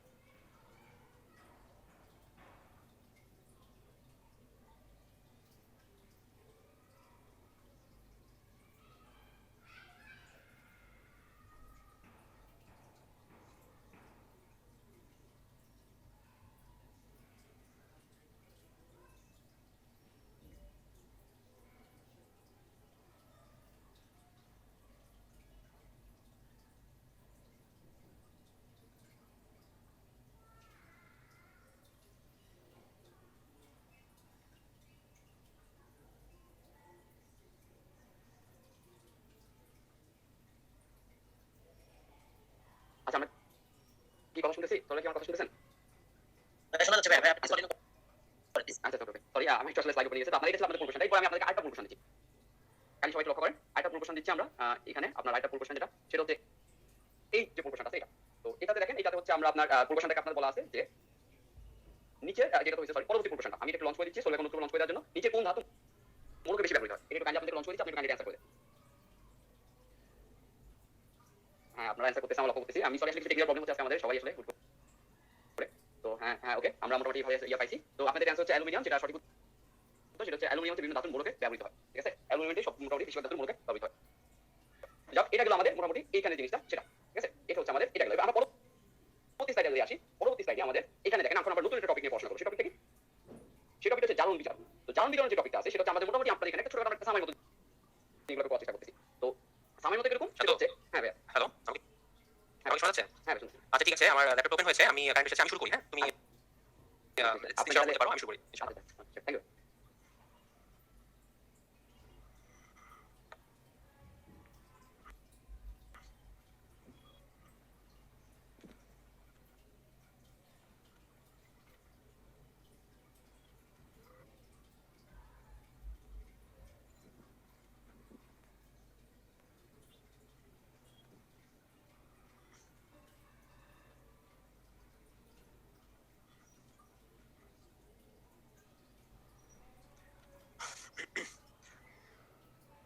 আসলে আমার এখানে ফার্স্ট অফ অল ল্যাপটপটা হ্যাং করছিল, এরপরে হচ্ছে আপনার কারেন্ট চলে গিয়েছিল, এই কেবল কারেন্ট আসছে, তো দুইটা প্রবলেম আসলে একসাথে হয়েছে, যার কারণে আমি খুবই দুঃখিত, অ্যাবসলিউটলি সরি। তো আমাদের অনেকক্ষণ কষ্ট হলো আর কি। তো যাই হোক আমরা জার্মান থেকে শুরু করছি এবং অ্যারোমেটিক যোগ আমি একটু লাস্টের দিকে বলে দিব। হ্যাঁ ওটা বাকি ছিল আপনাদের বলা এবং সমস্যা হবে না আশা করি। ওকে তাহলে আমরা শুরু করি। সো আমরা জারণ বিজারণের কথা বলবো। আমাদের এখনকার টপিক হচ্ছে জারণ বিজারণ। তো জারণ বিজারণ হচ্ছে বিক্রিয়ার একটা উদাহরণ। বিভিন্ন রকম বিক্রিয়া আছে, এর মধ্যে এক ধরনের বিক্রিয়া হচ্ছে জারণ বিজারণ। আসলে বলতে গেলে আমাদের আশেপাশে যত বিক্রিয়া হয় সবগুলো বিক্রিয়া জারণ বিজারণের মধ্যেই পড়ে আর কি, ঠিক আছে। তো এই কারণে জারণ বিজারণ বিক্রিয়া একটা স্বতঃস্ফূর্ত বিক্রিয়া এবং এটা সব ধরনের বিক্রিয়ার মধ্যেই ঘটে থাকে। ধরেন একটা প্রসারণ বিক্রিয়া ধরেন বা একটা পানি যদি বিক্রিয়া ধরেন, সেই বিক্রিয়ার মধ্যে কিন্তু ইলেকট্রন আদান প্রদান হচ্ছে এবং ইলেকট্রন আদান প্রদান যেহেতু হচ্ছে তার মানে আমরা বলতে পারি যে এখানে জারণ বিজারণ বিক্রিয়া সংঘটিত হচ্ছে। সো আমরা ফার্স্টে জারণ নিয়ে কথা বলি। জারণের ইংলিশটা একটু জানতে হবে আমাদের, এটা হচ্ছে অক্সিডেশন। অক্সিডেশন হচ্ছে জারণ। সো জারণের সংজ্ঞা হচ্ছে যে বিক্রিয়ায় কোনো মৌলের বা কোনো পরমাণুর আপনার তড়িৎ ঋণাত্মকতা বৃদ্ধি পায় বা ঋণাত্মক মৌলের সংযোজন ঘটে বা ধনাত্মক মৌলের অপসারণ ঘটে। এগুলো ছিল হচ্ছে আদিকালের বা প্রাচীন যে একটা মতবাদ সেটা। তো বর্তমানে ইলেকট্রনীয় মতবাদ হচ্ছে যে বিক্রিয়া সাধারণত ইলেকট্রন ত্যাগ করা হবে, ইলেকট্রন ত্যাগ করা হয় সেই বিক্রিয়াকে আমরা বলছি জারণ বিক্রিয়া। আচ্ছা উদাহরণ দিচ্ছি একটু পরে। আর বিজারণ বিক্রিয়ার আগে সংজ্ঞা ছিল হচ্ছে আপনার বিজারণ বিক্রিয়া হচ্ছে আপনার রিডাকশন, রিডাকশন। বিজারণ বিক্রিয়া হচ্ছে আপনার যে বিক্রিয়া জারণের বিপরীত আসলে, যে বিক্রিয়া আপনার ধনাত্মক মৌলের ইনসার্ট হবে বা যুক্ত হবে, ঋণাত্মক মৌল অপসারিত হবে বা ঋণাত্মকতা কমে যাবে, সেগুলো হচ্ছে আপনার বলা হচ্ছে বিজারণ বিক্রিয়া। তো নতুন যে ধারণা সেটা হচ্ছে যে বিক্রিয়ায় ইলেকট্রন গ্রহণ করা হয়, ইলেকট্রন গৃহীত হয়, অর্থাৎ ইলেকট্রন গ্রহণ করা হয়, সেটা হচ্ছে আপনার বিজারণ বিক্রিয়া। তার মানে কি আছে, জারণ বিক্রিয়া ইলেকট্রন ত্যাগ করা হবে, একটা ইলেকট্রন ত্যাগ করে দিল, সেই ইলেকট্রনটা সুন্দর করে দ্রবণে বা ঘুরে ফিরে বেড়াবে, সেটা একা থাকতে পারে না, তখন ওই করবে কি সে অন্য একটা সাথে যুক্ত হয়ে সে নিষ্ক্রিয় হয়ে গেল এবং সাথে সাথে জারণ বিজারণ একসাথে ঘটলো। একটা উদাহরণ দিয়ে ক্লিয়ার করি। মনে করেন হচ্ছে ফেরাস সালফেট এবং জিঙ্ক বিক্রিয়া করবে। ভালো কথা। তো বিক্রিয়া করার আগের অবস্থায় এদের কি অবস্থানটা ছিল সেটা একটু আমরা দেখি। ঠিক আছে, দেখি কি হয়। ফেরাস সালফেট অবশ্যই Fe2 প্লাস SO4 2 এইভাবে আয়ন আকারে আছে। এটা অবশ্যই আমরা জানি, যেহেতু ফেরাসের জন্য 2, সালফেটের যোগমূলক, সেটার জন্য 2। আর জিঙ্ক মুক্ত অবস্থায় আছে, এর কোনো চার্জ নাই, চার্জ হচ্ছে 0। আচ্ছা, তো বিক্রিয়া হওয়ার পর আমরা জানি তড়িৎ সক্রিয়তা যে সিরিজটা আছে সেইটায় জিঙ্ক ফেরাসের উপরে অবস্থান করে। এই কারণে জিঙ্ক এই ফেরাস সালফেট থেকে ফেরাসকে অপসারিত করে জিঙ্ক সালফেট তৈরি করে, ফেরাস মুক্ত হয়ে যায়। ঠিক আছে, তাহলে কি দাঁড়াচ্ছে বিক্রিয়ার পরবর্তীতে জিঙ্কের অবস্থান একটু খেয়াল করি, জিঙ্ক 2 প্লাস SO4 2 আর Fe হয়ে গেছে 0। তাহলে কি দাঁড়াচ্ছে দেখেন, জিঙ্ক কি করলো, আগে ছিল 0 হয়ে গেছে 2 প্লাস, তার মানে জিঙ্ক করেছে কি আপনার 2টি ইলেকট্রন ত্যাগ করে দিয়েছে, অর্থাৎ জিঙ্কের ঘটেছে আপনার জারণ। সেই 2টি ইলেকট্রন যেহেতু আপনার বিক্রিয়ার মধ্যে ঘুরে ফিরে বেড়াচ্ছে এবং মুক্ত ইলেকট্রন কখনো বিরাজ করতে পারে না, সেই 2টি ইলেকট্রন হচ্ছে এই ফেরাস নিজের কাছে গ্রহণ করে নিয়েছে, Fe2 প্লাস, সেই 2টা গ্রহণ করেছে, গ্রহণ করে চার্জহীন ফেরাসে পরিণত হয়েছে। তার মানে এখানে ইলেকট্রন গ্রহণ করা হয়েছে, সো ফেরাসের বিজারণ করেছে। সো জারণ বিজারণ বিক্রিয়া সবসময় যুগপৎ ঘটবে, একই সাথে ঘটবে, একটা ঘটলে আরেকটা ঘটবে না, এটার কোনো সম্ভাবনা নাই। আশা করি ক্লিয়ার হয়েছে। ঠিক আছে, এইভাবে জারণ বিজারণ বিক্রিয়া ঘটে, একটু উদাহরণের মধ্যে ব্যাখ্যা করলাম। এখন একটা মজার বিষয় হচ্ছে, যার জারণ হয় সে কিন্তু বিজারক। দেখেন এখানে জিঙ্ক কি করতেছে, 2টি ইলেকট্রন ত্যাগ করে দিয়ে জারিত হচ্ছে, এই তার জারণ করতেছে, তো সেখানে জিঙ্ক হচ্ছে আপনার বিজারক, অর্থাৎ যে সকল রাসায়নিক সত্তা ইলেকট্রন ত্যাগ করে তাদেরকে বিজারক বলে, মানে উল্টা। আবার ফেরাস দেখেন ইলেকট্রন গ্রহণ করতেছে, তার বিজারণ হচ্ছে, তো যারা ইলেকট্রন গ্রহণ করে তাদেরকে জারক বলে, অর্থাৎ ফেরাস হচ্ছে এখানে জারক। সংক্ষেপে যদি আপনারা একটু মনে রাখতে চান, সেটা হচ্ছে জাগ্রত বিজ্ঞান। এই দুইটা ওয়ার্ড একটু মনে রাখেন, জাগ্রত বিজ্ঞান মানে জারক হচ্ছে আপনার গ্রহণ করবে আর বিজারক হচ্ছে দান করবে। ওকে,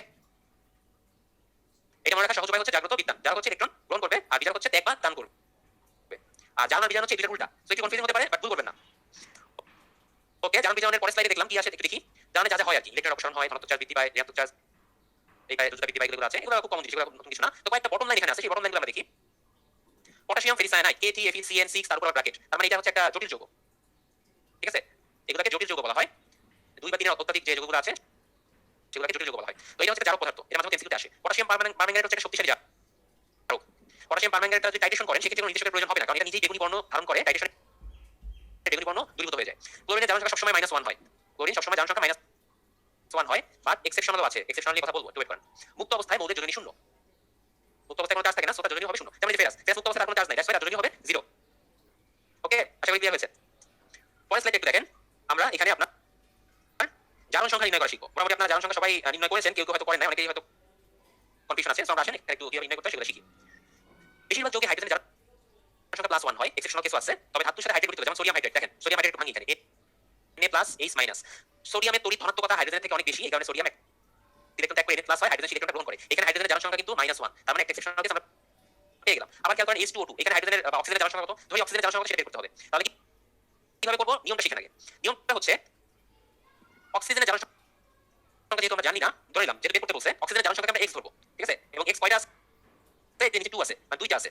ওকে, প্লাস হাইড্রোজেনের জারণ সংখ্যা আমরা জানি, বেশিরভাগ যৌগে হাইড্রোজেনের জারণ সংখ্যা +1 হয়, তাহলে 1 দিলাম, হাইড্রোজেন আছে 2টা * 2, এইটা সমান সমান হবে হচ্ছে 0। কেন 0 হবে দেখেন, এই যে মৌলটা বা যৌগটা, এটি কোনো নেট চার্জ আছে উপরে, কোনো প্লাস বা মাইনাস কিছু কি দেওয়া আছে, না দেওয়া নাই, তার মানে সে চার্জ মুক্ত, অর্থাৎ ইলেকট্রন প্রোটন সমান আছে, এই কারণে আমরা 0 লিখছি সমান সমান। তাহলে এখান থেকে 2x + 2 = 0, তাহলে 2x = -2, x = -1। তার মানে এই যৌগটা H2O2 হাইড্রোজেন পারঅক্সাইডে আপনার হাইড্রোজেনের জারণ সংখ্যা হচ্ছে আপনার কত, সরি অক্সিজেনের জারণ সংখ্যা -1, যেটা কিন্তু সাধারণ অবস্থা থেকে ব্যতিক্রম, নরমালি কিন্তু -2 হওয়ার কথা। ঠিক আছে, আচ্ছা ওকে, একটা কঠিন জিনিস একটু আপনাদের জন্য, সেটা হচ্ছে KMnO4, একটা বড় সংখ্যা নেই, এইখানে ম্যাঙ্গানিজের জারণ সংখ্যা কত এটা জিজ্ঞেস করলাম সাপোজ। তাহলে কিভাবে করব, পটাশিয়াম জানি 1, যেহেতু যোজনীয় জারণ সংখ্যা কাছাকাছি হয় সম্ভবত, এই কারণে হচ্ছে আমরা 1 ধরে নিচ্ছি। ম্যাঙ্গানিজ জানি না 1 + x, এখানে সবকটি একটা একটা করে আছে, তাই আলাদা করে কিছু লিখছি না। অক্সিজেন জানি নরমালি -2, এখানে ব্যতিক্রম বলে -1 হইছে, কিন্তু নরমালি অক্সিজেন হচ্ছে 2 হচ্ছে এর যোজনী বা যোজ্যতা, এবং অক্সিজেন ঋণাত্মক মূল্য বলার কারণে এটা হয় -2, মানে -2 * 4 = 0। তার মানে x + 1 - 8 = 0, x - 7 = 0, x = 7।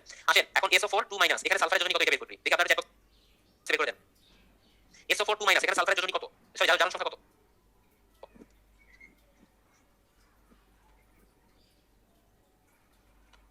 আচ্ছা প্লাস্টিক দিছেন, আচ্ছা আস্তে আস্তে বের করে লিখি। সালফার কে বললাম, অক্সিজেন যেহেতু -2 * 4 = এখন কি 0 লিখতে পারবো আমরা, না ভাই এখন 0 লিখতে পারবো না, কারণ একটা চার্জ দেওয়া আছে উপরে -2, সেটা লিখতে হবে সমান -2। তাহলে x - 8 = -2, x = 8 - 2 = 6, অর্থাৎ এখানে সালফারের জারণ সংখ্যা হচ্ছে 6। আশা করি আপনারা সবাই বুঝতে পারছেন জারণ সংখ্যা কেমনে বের করতে হয়। ওকে, আমরা চলে আসলাম তড়িৎ রাসায়নিক কোষ বা তড়িৎ কোষ সোজা কথা। তড়িৎ কোষ হচ্ছে আপনার, তড়িৎ কোষ থেকে আপনি চাইলে তড়িৎ শক্তি পেতে পারেন, আবার তড়িৎ শক্তি ব্যবহার করে রাসায়নিক শক্তি পেতে পারেন। দুইটা জিনিস হয় এখানে, একটা হচ্ছে আপনি তড়িৎ শক্তি বাইরে থেকে দিবেন, রাসায়নিক শক্তি পাবেন, আবার আপনি রাসায়নিক শক্তি দিবেন, সেখান থেকে আপনি তড়িৎ শক্তি পাবেন। তো দুইটা জিনিস, এবং এই দুইটা ভাগকে একটাকে বলা হচ্ছে গ্যালভানিক সেল বা ড্যানিয়েল সেল, আর একটাকে বলা হচ্ছে তড়িৎ বিশ্লেষ্য কোষ বা ইলেকট্রো লাইসিস সেল বা ইলেকট্রোলাইটিক সেল যেটাই বলি না কেন। এখন তড়িৎ বিশ্লেষণ কোষ আমরা অলরেডি দেখে ফেলছি। আমরা যেটা আপনাদের ইলেকট্রোপ্লেটিং পড়াইছিলাম সেই ইলেকট্রোপ্লেটিং কিন্তু আমরা তড়িৎ বিশ্লেষণ করেছি। সো এরপরে দেখছি আগে ডেনিয়াল সেলটা দেখি গ্যালভানিক কোষ। দেখেন কি বলছে। গ্যালভানিক কোষ হচ্ছে একটা তড়িৎ রাসায়নিক কোষ, ঠিক আছে? এখানে আপনি রাসায়নিক শক্তি ইনপুট দিবেন, কেমিক্যাল এনার্জি ইনপুট দিবেন, বাইরে পাবেন হচ্ছে আপনি ইলেকট্রিক এনার্জি, বিদ্যুৎ শক্তি পাবেন। আসেন কিভাবে হয় দেখেন। গ্যালভানিক সেল বা ডেনিয়াল সেল গঠনটা এইরকম। এখানে আপনার দুইটা দ্রবণ লাগবে। আমি আগে বলতেছি এখানে দুইটা দ্রবণ লাগবে। দুইটা দ্রবণ দুইটা আলাদা পাত্রে থাকবে। তাদের মধ্যে সংযোগকারী মাঝে মধ্যে লবণ সেতু থাকতে পারে। লবণ সেতুর কাজ কি বলি এখানে দেওয়া হয় না, আমি একটু দিলাম। লবণ সেতু হচ্ছে এই দুই পাশে জিঙ্ক আয়ন বা সালফেট আয়ন বা এখানে এসে কপার আয়ন, এই আয়নের ভারসাম্য রক্ষার জন্য লবণ সেতু ব্যবহার করা হয়। আর আরেকটা ব্যাপার হচ্ছে লবণ সেতু বৈশিষ্ট্য লাস্টে বলছি, আগে বিক্রিয়াটা আগে দেখি। দেখেন এখানে আমরা জিঙ্ক সালফেট এবং কপার সালফেট দুইটা দ্রবণ দুইটা আলাদা পাত্রে নিয়েছি। এখানে আলাদা পাত্রে না নিয়ে একটা নিয়ে মাঝখানে একটা কোনো ব্যবধান বা কোরাস ডিস্ক দিয়ে দিতে হয়, একটা পর্দা বা আস্তরণ। তো এই জিঙ্ক সালফেটের যে দ্রবণ সেখানে জিঙ্ক আমরা একটা অ্যানোড দিব, কপার সালফেটের দ্রবণে সেম ধাতুর কপার ক্যাথোড দিব। ভালো কথা। আচ্ছা, একজন জিজ্ঞেস করেছেন অ্যানোড বা ক্যাথোড কি ভাইয়া? আচ্ছা মানে একদম প্রিমিটিভ কোশ্চেন হয়ে গেল। অ্যানোড বা ক্যাথোড হচ্ছে তড়িৎ তার। তড়িৎ তারের মাধ্যমে আসলে তড়িৎ বিশ্লেষণ বা গ্যালভানিক সেল তৈরি করা হয়, ঠিক আছে? এটা হচ্ছে ধাতু, ধাতু ছাড়া কিছুই না। অ্যানোড হচ্ছে জিঙ্ক কপার বিভিন্ন ধাতু দিয়ে তৈরি করা হয়, ক্যাথোড ধাতু দিয়ে তৈরি করা হয়, ঠিক আছে? আচ্ছা, অ্যানোডে আসলে অ্যানায়ন হয় বা জারণ হয়, এইজন্য একে অ্যানোড বলা হয়। ক্যাথোডে হচ্ছে আপনার ক্যাটায়নগুলো যায়, এইজন্য একে ক্যাথোড বলা হয়। ক্যাটায়ন মানে হচ্ছে ধনাত্মক বা পজিটিভ চার্জযুক্ত আয়ন যেগুলো। আচ্ছা, যেটা এখানে ছিলাম, তো কপার সালফেট এবং জিঙ্ক সালফেটে তাদের প্রত্যেকে স্ব ধাতুর আপনি দণ্ড দিয়ে দিলেন, খুব ভালো কথা। তো এরপরে এটাকে একটা পরিবাহী তার বা কন্ডাক্টর দিয়ে সংযুক্ত করে দিতে হবে। কপারের তার বা সামথিং কোনো কিছু তার দিয়ে একটা বাল্ব যুক্ত করে দিলাম। যদি বিদ্যুৎ পরিবহন হয় বাল্বটা জ্বলে উঠবে। ওকে, সো প্রথমে হবে কি, পাত্রে তো জিঙ্ক সালফেট আছেই, এই জিঙ্ক করবে কি দুই ইলেকট্রন ত্যাগ করে, দেখেন কি করতেছে। জিঙ্ক দুই ইলেকট্রন ত্যাগ করে দ্রবণে জিঙ্ক 2+ আকারে চলে আসবে। ভালো কথা আসলো। এখন দুই ইলেকট্রন তো ইয়ারের গায়ে লেগে আছে, এই ইলেকট্রন তো আর চুপচাপ বসে থাকবে না, সেই ইলেকট্রনের পরিবাহী তার দিয়ে বে এই ক্যাথোড এখানে চলে আসবে। কপারে দুই ইলেকট্রন চলে আসবে। এখন এইখানে এই দ্রবণে কপার 2+ সুন্দর করে দ্রবণে ঘোরাফেরা করতেছে। এখন এই দ্রবণে এক্সট্রা ইলেকট্রন চলে আসছে। এখন কপার 2+ বলতে এক্সট্রা ইলেকট্রন তো আমি মানতে পারি না, এই শুধু ঘোরাফেরা করবে কেন, এর সাথে যুক্ত হয়ে যায়। খুব ভালো কথা। কপার 2+ সেই দুই ইলেকট্রন গ্রহণ করে কপার ধাতুতে এসে ক্যাথোডে যুক্ত হবে, ক্যাথোডে মোটা করে দিবে, ঠিক আছে? তো এই বিক্রিয়াটা কিছুক্ষণ চলার পরে একটা সমস্যা হবে, এবং এই যে বিক্রিয়াটা চললো, এই ইলেকট্রনের ফ্লো করতো না এই বাম থেকে ডান দিকে, তাহলে তড়িৎ প্রবাহ অবশ্যই এই ডান থেকে বাম দিকে হচ্ছে, এই প্লাস থেকে মাইনাস। তার মানে আপনার এই তড়িৎ বিশ্লেষণ গ্যালভানিক সেলের ক্ষেত্রে অ্যানোড নেগেটিভ, এই যে নেগেটিভ সেন্টার আছে, আর ক্যাথোড হচ্ছে পজিটিভ, কারণ ইলেকট্রন যেদিকে প্রবাহিত হয় তড়িৎ প্রবাহটা বিপরীত হয়, ভালো করে জানেন। তড়িৎ প্রবাহ সাধারণত প্লাস থেকে মাইনাস দিকে হয়। So cathode plus anode minus. আচ্ছা, যে সমস্যাটা হয় সেটা হচ্ছে আপনার কিছু সময় এরকম তড়িৎ প্রবাহ চলার পরে আপনার এই আয়নের ভারসাম্য বা সমতা নষ্ট হয়ে যায়, অর্থাৎ সেলটা বন্ধ হয়ে যায়, কারণ অনেক জিঙ্ক 2+ এখানে জমা হয়ে যায়, এখানে কপার 2+ দ্রবণ থেকে আস্তে আস্তে শেষ হয়ে যায়। তো এই আপনার আয়নের ভারসাম্য রক্ষা করার জন্য লবণ সেতু তৈরি করা হয়, একটা সল্ট ব্রিজ বলা হয়। এই লবণ সেতু হচ্ছে আয়নগুলোর ভারসাম্য রক্ষা করে, এই পাশ থেকে ওপাশে পরিবহনের জন্য সহায়তা করে। এই হচ্ছে গ্যালভানিক সেল। গ্যালভানিক সেলের পরে আসি তড়িৎ বিশ্লেষণ সেল। এই সেলের কাজটা কি হয় সেটা দেখি। এখানে আর আমরা বাইরে কোনো তারটা দিব না, এখানে ডিরেক্ট একটা ব্যাটারি সংযোগ দেওয়া হয়। এখানে একটা মাত্র দ্রবণ থাকে, অনলি একটা দ্রবণ, দুইটা দ্রবণ না, একটা মাত্র পাত্রে থাকবে। বাইরে থেকে আপনার ব্যাটারি চার্জ দেওয়া হবে, ঠিক আছে? ওকে, ভালো কথা। কি হয় একটু খেয়াল করি। মনে করেন NaCl এবং পানি H2O দুইটা দ্রবণ একসাথে নিছেন এখানে, তাহলে দ্রবণ কোন কোন চার্জ আছে একটু খেয়াল করি। Na+Cl- H+OH- এরকম চার জায়গায় থাকে না, বিদ্যমান থাকে। তার মানে দুইটা ধনাত্মক চার্জ বা ক্যাটায়ন আছে, দুইটা ঋণাত্মক চার্জ বা অ্যানায়ন আছে। আচ্ছা, ব্যাটারির সংযোগটা সাধারণত হচ্ছে এইভাবে দেওয়া হয়, এখানে প্লাস এখানে মাইনাস, অর্থাৎ এখানে অ্যানোডে প্লাস দেওয়া হয়, ক্যাথোডে মাইনাস দেওয়া হয়। সো অ্যানোডে যখন প্লাস দেওয়া হচ্ছে তার মানে এই অ্যানোডটা প্লাস চার্জ যুক্ত, সেটা হলে কাকে আকর্ষণ করবে? অবশ্যই ইলেকট্রন বা নেগেটিভ চার্জ যুক্ত আকর্ষণ করবে। তার মানে ক্লোরিন এবং হাইড্রোক্সিল এই দুইটা আয়ন এই অ্যানোডের দিকে ধাবিত হবে। ধাবিত হওয়ার পরে প্রত্যেকেই চাবে যে আমি অ্যানোডে গিয়ে আপনার জারিত হওয়ার জন্য, যে অ্যানোডে জারণ ঘটে। কিন্তু জারিত কে হবে সেটা হচ্ছে কথা। তড়িৎ সক্রিয়তা বা বিজারণ বিভব যার বেশি, জারণ বিভব যার বেশি, সে এখানে জারিত হয়। ক্লোরিনের জারণ বিভব বেশি হওয়ার কারণে ক্লোরিন এখানে জারিত হয়, ঠিক আছে? সে দুইটা ইলেকট্রন ত্যাগ করে ক্লোরিনে পরিণত হয়। ক্লোরিন গ্যাসের বুদবুদ আকারে এই অ্যানোডের গায়ে জমা থাকে, ঠিক আছে? আশা করি বুঝতে পারছেন। এখানে জমা থাকলো। অন্যদিকে ক্যাথোড তো নেগেটিভ চার্জ যুক্ত, সেই ক্যাটায়নকে আকৃষ্ট করবে। এই সোডিয়াম আর হাইড্রোজেন উভয়ই যায়, কিন্তু সোডিয়াম আর হাইড্রোজেনের মধ্যে হাইড্রোজেনের আপনার বিজারণ বেশি হওয়ার কারণে হাইড্রোজেন এখানে বুদবুদ আকারে জমা হয় এবং সোডিয়াম তলানি আকারে নিচে পড়ে থাকে।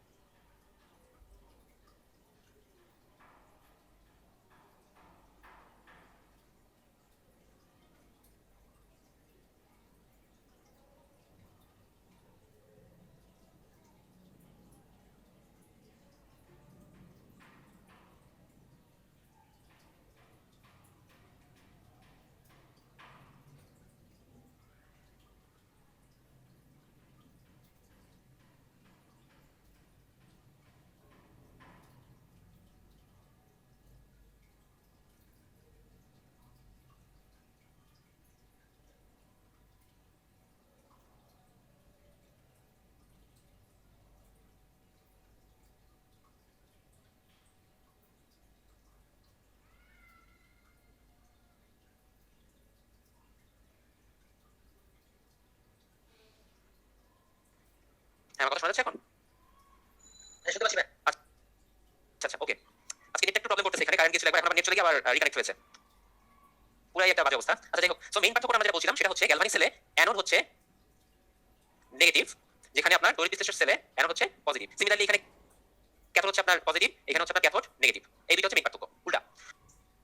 ওকে, আমরা তড়িৎ সেল বুঝলাম। আমরা এখন পরের স্লাইডে আসি। কিছু প্রিভিয়াস ইয়ার কোশ্চেন এখানে দেওয়া আছে। তখন যা যা বললাম প্রিভিয়াস ইয়ার কোশ্চেন এখানে সবই মোটামুটি কমন পাওয়ার কথা। তো বলেন অ্যানোডে কোন বিক্রিয়া সম্পন্ন হয়? আপনারা অ্যানসার জানেন, দিতে পারেন। অ্যানোডে কোনটি হয়? আগে বলেছি অ্যানোডে সাধারণত জারণ হয়ে থাকে। আচ্ছা, কোনটি জারক পদার্থ নয়? জারক পদার্থ কারা? যাদের বিজারণ হয়, তাই না? তাহলে এখানে বলেন তো কোনটা জারক পদার্থ নয়?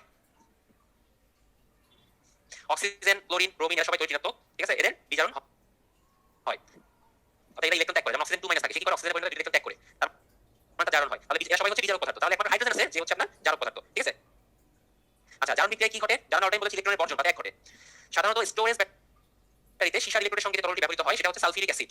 যে লেড স্টোরেজ ব্যাটারি বা ওই যে বিভিন্ন স্টোরেজ ব্যাটারিগুলো আছে সেখানে হচ্ছে আপনার সালফিউরিক অ্যাসিড ব্যবহার করা হয়ে থাকে। সাধারণত ড্রাই সেল বা পেন্সিল ব্যাটারি বা ওই যে টর্চ লাইটের ব্যাটারি ইলেকট্রন হিসেবে কারা থাকে? কার্বন দণ্ড ও দস্তা কৌটা, অর্থাৎ কার্বন থাকে আর জিঙ্ক থাকে, ঠিক আছে? সেখানে আপনার কি বলে জিঙ্ক বা কপার থাকে না, কি কার্বন দণ্ড থাকে। এটা হচ্ছে আপনার ড্রাই সেলে ব্যবহার করা হয়ে থাকে। ওকে, আপনাদের জন্য একটা পোল কোশ্চেন। আপনারা সবাই জারণ বিজারণ শিখে ফেলছেন, আসেন দেখি জারণ বিজারণ করতে পারেন কিনা, জারণ সংখ্যা বের করতে পারেন কিনা দেখি। এটা একটু দেখবেন, আমাকে দেখান।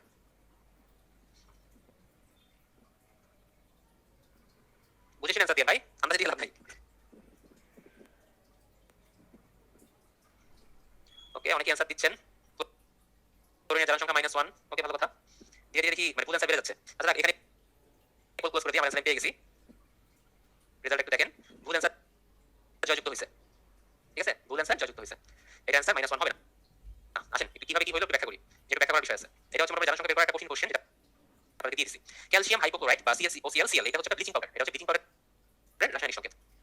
অনেকেই জানেন, যারা জানেন তাদের জন্য বলে দিলাম। আচ্ছা, এখানে দুইটা ক্লোরিন আছে। সমস্যা করে সাথে কোন ক্লোরিনের জারণ সংখ্যা কত এটা আমাদের বের করতে হবে। নরমালি যেটা হয় আপনার CaOCl এটা হয় প্লাস আর Cl মাইনাস, এরকম আকারে চার্জ যুক্ত হয়ে এরা ভাগ হয়। এই একটা চার্জ আর এই একটা চার্জ, ঠিক আছে? সো এই অংশটুকে শুধুমাত্র এই অংশটুকের জন্য বুঝতেই পারতেছেন, যেহেতু CaOCl এই অংশটা +1, তাহলে Cl অবশ্যই -1, তাহলে এই ক্লোরিনের জারণ সংখ্যা অবশ্যই -1। একটা আমি পেয়ে গেলাম। এখন দেখবো এই অংশটার ভিতরে একটা ক্লোরিন বসে আছে, তার জারণ সংখ্যা কত? ক্যালসিয়ামের জারণ সংখ্যা আমরা জানি 2, অক্সিজেনের কত? -2। ক্লোরিন আমি জানি না, সমান সমান লিখবো কত? উপরে +1 আছে, তাহলে 2 - 2 = 0 প্লাস x সমান সমান +1, তাহলে x = +1। তাহলে আমি একটা পাইলাম -1, একটা পাইলাম +1, তাহলে আমি এই সংখ্যায় বলতে পারি এখানে ক্লোরিনের জারণ সংখ্যা হচ্ছে +-1, ঠিক আছে? একটু ট্রিকি ছিল, আশা করি বুঝতে পারছেন। এটা অনেক কঠিন আসলে, আপনারা সবাই পারবেন এটা আমি আশা করি নাই। এটা না জানা থাকলে আসলে পারা কঠিন। এটা শিখে রাখেন ভাই, কোনো পরীক্ষা আশা করি ভুল হবে না। ওকে, আমরা তড়িৎ বিজারণ এগুলো শেষ করে ফেললাম।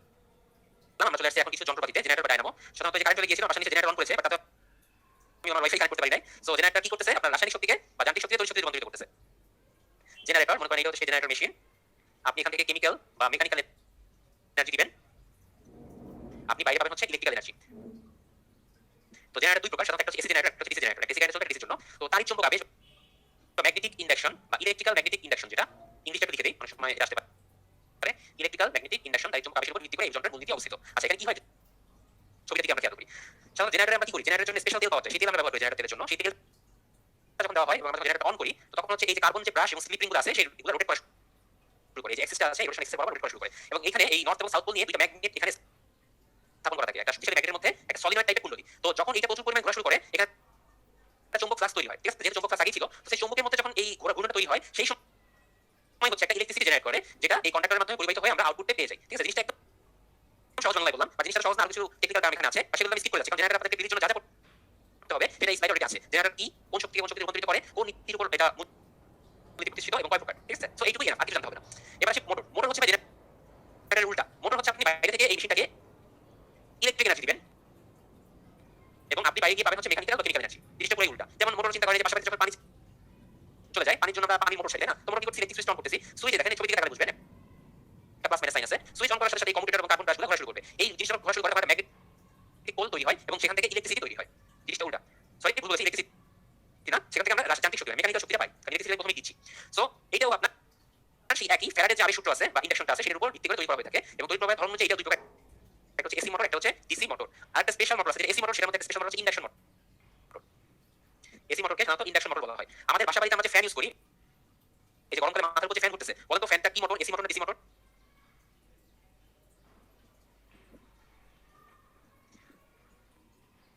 ওকে, এসি মোটর বলেছেন কয়েকজন। ইয়েস, এটা হচ্ছে এসি মোটর, এটা হচ্ছে ইন্ডাকশন মোটর। বাসা বাড়িতে আমরা যে ফ্যান ইউজ করতেছি, এটা হচ্ছে সম্পূর্ণ ইন্ডাকশন মোটর।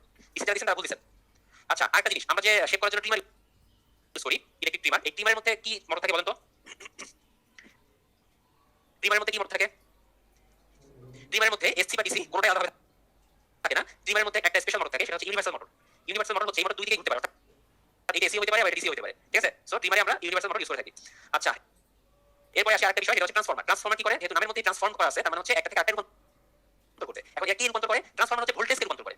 ট্রান্সফরমার ভোল্টেজ বা বিভবকে রূপান্তর করে। এক ধরনের ট্রান্সফরমার ভোল্টেজকে লো থেকে হাই করবে, এক ধরনের ট্রান্সফরমার হাই ভোল্টেজকে লো করবে। আচ্ছা, খুব ভালো কথা। তো এটা কিভাবে তৈরি হচ্ছে? এটা হচ্ছে আপনার তড়িৎচুম্বক আবেশ বা ইলেক্ট্রোম্যাগনেটিক ইন্ডাকশনের উপর ভিত্তি করে তৈরি করা হয়। ভালো করে খেয়াল করবেন, ঠিক আছে? তো ট্রান্সফরমার যে দুই রকম কাজ করে, তাই এটা দুই প্রকার। একটা হচ্ছে উচ্চধাপী বা আরোহী বা স্টেপ আপ, আর একটা হচ্ছে নিম্নধাপী অবরোহী বা স্টেপ ডাউন, ঠিক আছে? এটা কি সুন্দর করে বুঝবেন। তো দূর দূরান্তে তড়িৎ প্রবাহের প্রেরণের কাজে আমরা ট্রান্সফরমার ইউজ করা হয়। এই যে পাশের সামনে দেখেন ট্রান্সফরমার যদি বাস্ট হয়ে যায় বা সামথিং কিছু হয়, তো কেন বাস্ট হচ্ছে সেটা না যায়, এই ট্রান্সফরমারের কাছ থেকে সেটা বলি। যখন আপনার একদম পাওয়ার প্ল্যান্ট থেকে তড়িৎ বা কারেন্ট তৈরি হয়, সেটা তো আপনার বাসা তো নিশ্চয়ই পাওয়ার প্ল্যান্টের কাছে হবে অনেক দূরে। তো সেই বহু দূরে আপনার তারের মাধ্যমে বা কন্ডাক্টরের মাধ্যমে বিভিন্ন ইলেকট্রিক পোল বা খুঁটি দিয়ে আপনার বাসা বাড়িতে নিয়ে আসা হচ্ছে। তো এই যে লম্বা পথ, এই লম্বা পথে কন্ডাক্টরের একটা রেজিস্ট্যান্স থাকে, ঠিক আছে? তো যখন এই ভিতরে কারেন্ট প্রবাহিত হয়, তখন একটা লস হয়, E = I², আমরা জানি।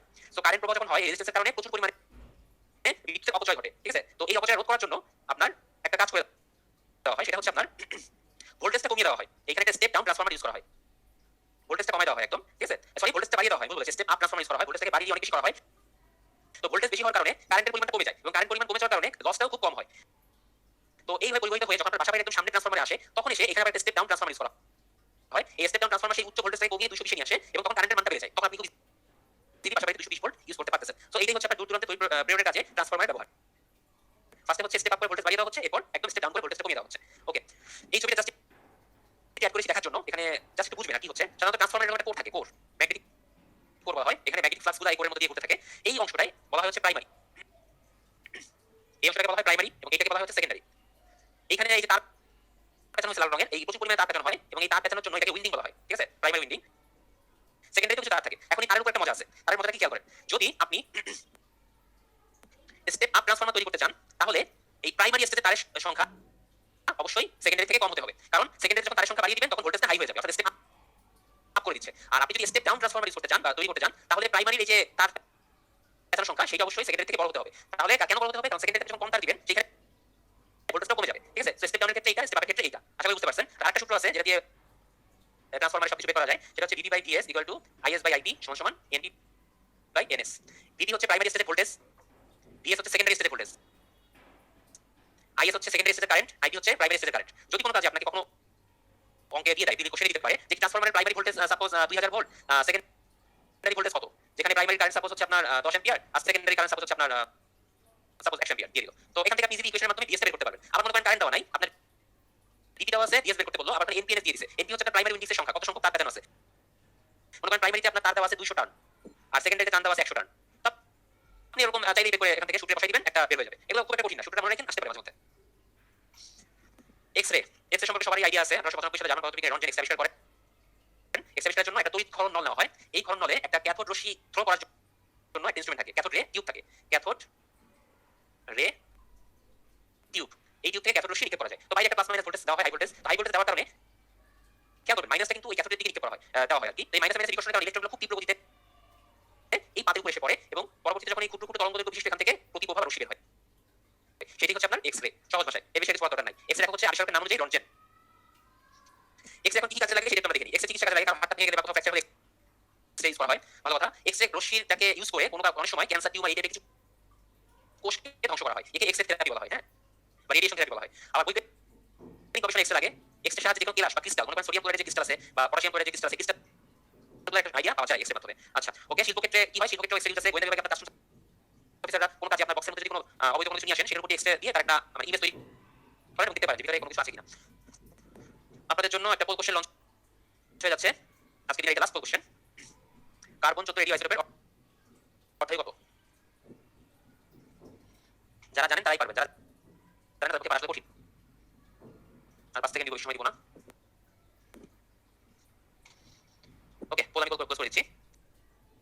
দেখেন, সঠিক আনসার হচ্ছে 43%। এর আনসার হচ্ছে আপনার 5730 বছর। কার্বন 14 যে আইসোটোপটা আছে, এটা হচ্ছে আপনার কোন জীবাশ্মের বয়স বা পৃথিবীর বয়স কি ধরনের ব্যবহার করা হয়, এবং এটার অর্থই হচ্ছে 5730 বছর, ঠিক আছে? ওকে, তেজস্ক্রিয়তা কি? তেজস্ক্রিয়তা কিন্তু যখন মৌলিক পদার্থ পড়াচ্ছিলাম, বলেছিলাম যে 1 থেকে 82 নম্বর পর্যন্ত যে মৌলগুলো আছে, তারপর থেকে অন্যান্য মৌলগুলো আনস্টেবল হয়ে যায়, কারণ তারা তেজস্ক্রিয়তা বা রেডিয়েশন দেখিয়ে আস্তে আস্তে আলফা, বিটা, গামা এই নিঃসরণ করার মাধ্যমে নিঃশেষ হয়ে যায়। সো কিভাবে আসলে সেটা দেখি। তেজস্ক্রিয়ার সংজ্ঞা হচ্ছে আপনার কোনো মৌলিক পদার্থ থেকে বা নিউক্লিয়াস থেকে স্বতঃস্ফূর্তভাবে, খেয়াল করবেন, স্বতঃস্ফূর্তভাবে বাইরের কোনো প্রভাব ছাড়াই অবিরত আলফা বিটা গামা রশ্মি নির্গত হয়। প্রথম হেনরি বেকেরেল 1896 সালে, সালটা খেয়াল রাখবেন। এক্স নিয়ে গবেষণা করার সময় ইউরেনিয়াম থেকে আপনার বেকেরেল রশ্মি আবিষ্কার করেন। উনি রশ্মির নাম দেন হচ্ছে বেকেরেল রশ্মি। খুব ভালো কথা। তো বেকেরেল রশ্মিকে পরবর্তীতে হাজবেন্ড ওয়াইফ মাদাম কুরি এবং পিয়েরে কুরি ব্যাপক গবেষণা দেখতে পান। শুধু uranium, radium, polonium, thorium, actinium এসব ভারী মৌল, মানে 82 প্লাস যে মৌলগুলো আছে তাদের নিউক্লিয়াস থেকে বেকেরেল রশ্মির মতো একটা রশ্মি নির্গত হয়। তারা বললেন কি এটা হচ্ছে তেজস্ক্রিয় রশ্মি, বেকেরেল রশ্মির নামকরণ থাকবো না। সো 82 থেকে বেশি হতে হবে, আলফা বিটা গামা কণা নিঃসরণ হয়, তার মানে পজিট্রন, নিউট্রন, নিউট্রিনো এসব কণা নির্গত হতে পারে। তেজস্ক্রিয় একটি সম্পূর্ণ নিউক্লিয় ঘটনা, নিউক্লিয়াসের ভাঙনের ফলে মৌল আরেকটি নতুন মৌলে পরিণত হয়, অনেক সময় একদম নিঃশেষ হয়ে যায়। তেজস্ক্রিয় একটা ছবি দেখি আমরা। মনে করেন এই একটা পাত্রের মধ্যে আপনি তেজস্ক্রিয় মৌল রেখেছেন, এটা রেডিও অ্যাক্টিভ মৌল।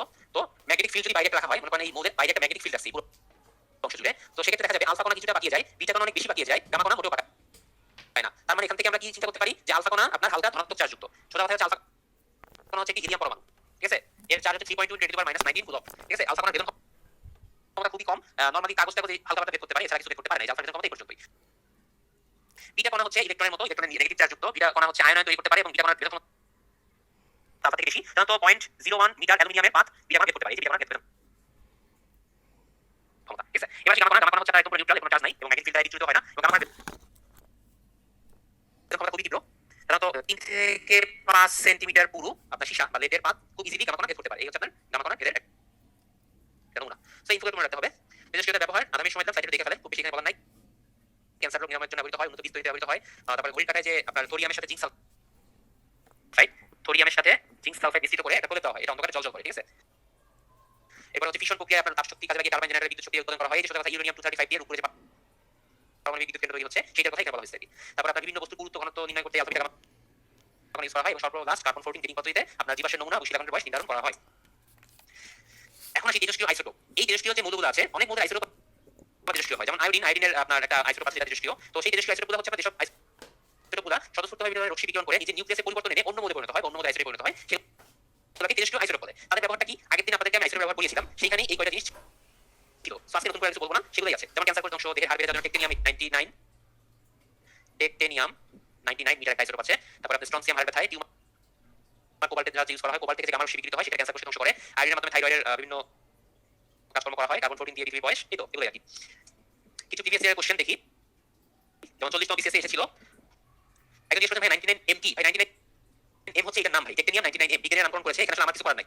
এটা আমার কিছু করার নাই, এই নামে পড়তে হবে। তো ক্যান্সার চিকিৎসায় ব্যবহৃত গামা বিকিরণ উৎস কোনটা? অবশ্যই আইসোটোপ। সেই যে কোবাল্ট 60 আইসোটোপ কথা বললাম না কেবল, সেটাই হচ্ছে না ক্যান্সার বিকিরণে গামা বিকিরণটা হয়। টিউমার ক্যান্সার প্রতিরোধের চিকিৎসায় কোন রশ্মি ব্যবহার করা হয়? গামা রশ্মি আগে বলেছি। জীবজগতের জন্য সবথেকে ক্ষতিকর রশ্মি ওই গামা রশ্মি। গোয়েন্দা বিভাগে সাধারণত এক্স-রে ব্যবহার করা হয়। মহাজাগতিক রশ্মি আবিষ্কার করেছেন বিজ্ঞানী হেস। মহাজাগতিক রশ্মি বিজ্ঞানী হেস আবিষ্কার করেছেন। আমরা আরো কিছু প্রিভিয়াস ইয়ার কোশ্চেন দেখি। রঙিন টেলিভিশন থেকে ক্ষতিকর কোন রশ্মি ব্যবহার বের হয়? এই যে একটা কনফিউজিং কোশ্চেন, এটা কনফিউশন আছে। অনেক বইতে এক্স-রে দেওয়া, অনেক বইতে গামা রশ্মি দেওয়া। আমার কাছে যেমন হয় গামা রশ্মিটা বেশি ক্ষতিকর এক্স-রে থেকে, এখানে গামা রশ্মি দেওয়া বেটার। বাট স্টিল এটা পিএসসি জানে তার কোন অ্যানসার নিবে। সো আমার কথা বলেন না, আমাদের প্রিপারেশন বুকের রেফারেন্সগুলো দিয়েন না, অন্যান্য বই রেফারেন্সগুলো দিয়েন না, অনেক বই এরকম দেওয়া আছে। আমি প্রেফার করব গামা রশ্মিটা, এখানে কারেক্ট অ্যানসার। সর্বাপেক্ষা ছোট তরঙ্গদৈর্ঘ্য কোনটা? গামা রশ্মি সবথেকে ছোট তরঙ্গদৈর্ঘ্য, ঠিক আছে? আর রেডিও আইসোটোপ ব্যবহৃত হয় কোথায়? রেডিও আইসোটোপ ব্যবহৃত হয় হচ্ছে আপনার গলগণ্ড রোগ নির্ণয়ে। এই যে আয়োডিন 131 যে আইসোটোপটা আছে, সেটা আপনার গলগণ্ড রোগের জন্য ইউজ হয়। আচ্ছা, ওকে, হ্যাঁ, উৎপাশে আমাদের এক্স-রে কারেক্ট বলা হয়েছে, কোনো সমস্যা নাই, এটা হতেই পারে। অন্যান্য প্রকাশিত অনেকে এক্স-রে আমাকে বলেছেন, বাট গামা রশ্মিটা আমার কাছে পারফেক্ট মনে হয়েছে, আমার অপিনিয়ন দিছি আর কি।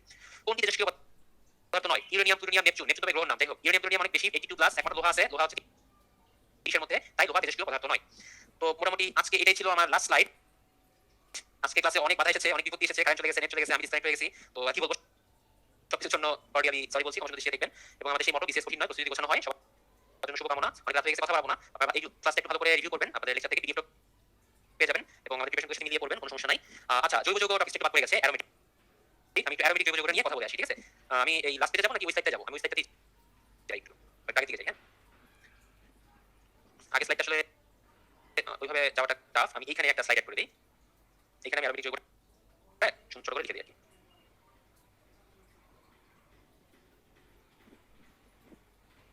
ওকে, স্লাইড করেছি।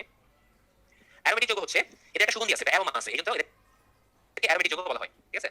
অ্যারোমেটিক যৌগ, এটা একটা স্পেশাল সুন্দর স্মেল পাওয়া যায় বা সুগন্ধিযুক্ত একটা গন্ধ পাওয়া যায়, না এটাকে গ্রিক শব্দ যেটা অ্যারোমা, সেটা মানে হচ্ছে সুগন্ধ, সেখান থেকে এই অ্যারোমেটিক যৌগের উৎপত্তি এসেছে। আচ্ছা, তো প্রথমে যে যৌগগুলো পাওয়া যায় একদম প্রকৃতিতে, সেগুলোর মধ্যে সুগন্ধি থাকার কারণে নামকরণ করা হয়েছিল। তো অ্যারোমেটিক যৌগের সবথেকে বড় জিনিসটা হচ্ছে, প্রথম যৌগের নাম হচ্ছে C6H6 বা বেনজিন। অর্থাৎ অ্যারোমেটিক যৌগে একটা সাইকেল থাকবে, ঠিক আছে? কি সাইকেল থাকবে? একটা এরকম সাইকেল থাকবে অ্যারোমেটিক যৌগে, এইটাকে বলা হয় হচ্ছে বেনজিন। বেনজিন দিয়ে হচ্ছে অ্যারোমেটিক যৌগ স্টার্ট হয়, সোজা কথা। এখন বেনজিনে কি থাকে? 6টা কার্বন থাকে। কিরকম ভাবে থাকে সেটা একটু দেখাই।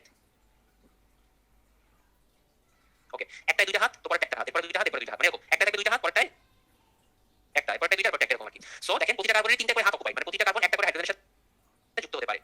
ঠিক আছে, এটাই হচ্ছে আপনার বেনজিন। এখন কথা হচ্ছে বেনজিন কিভাবে লেখা হয়। আবার এরা নিজেদের মধ্যে জায়গা পরিবর্তন করে, এরকম ভাবে জায়গা পরিবর্তন করে, বেনজিন আবার এরকম হয়। এখানে আগে কি ছিল, দ্বিবন্ধন ছিল, এখন সেখানে একক বন্ধন, এরকম হয়। অর্থাৎ এই ইলেকট্রনগুলো খুব কন্টিনিউয়াসলি এর মধ্যে অবস্থান পরিবর্তন করে, অর্থাৎ একটা ডাবল বন্ড থেকে পরেরটা সিঙ্গেল বন্ড এরকম হয়ে যায়। মানে একটা গঠন দেখা যায় এখানে ডাবল বন্ড, একটা গঠন দেখা যায় সিঙ্গেল বন্ড। সো গঠন সম্পর্কে বিজ্ঞানীরা খুব একটা ক্লিয়ার কনসেপ্ট করতে পারছিলেন না।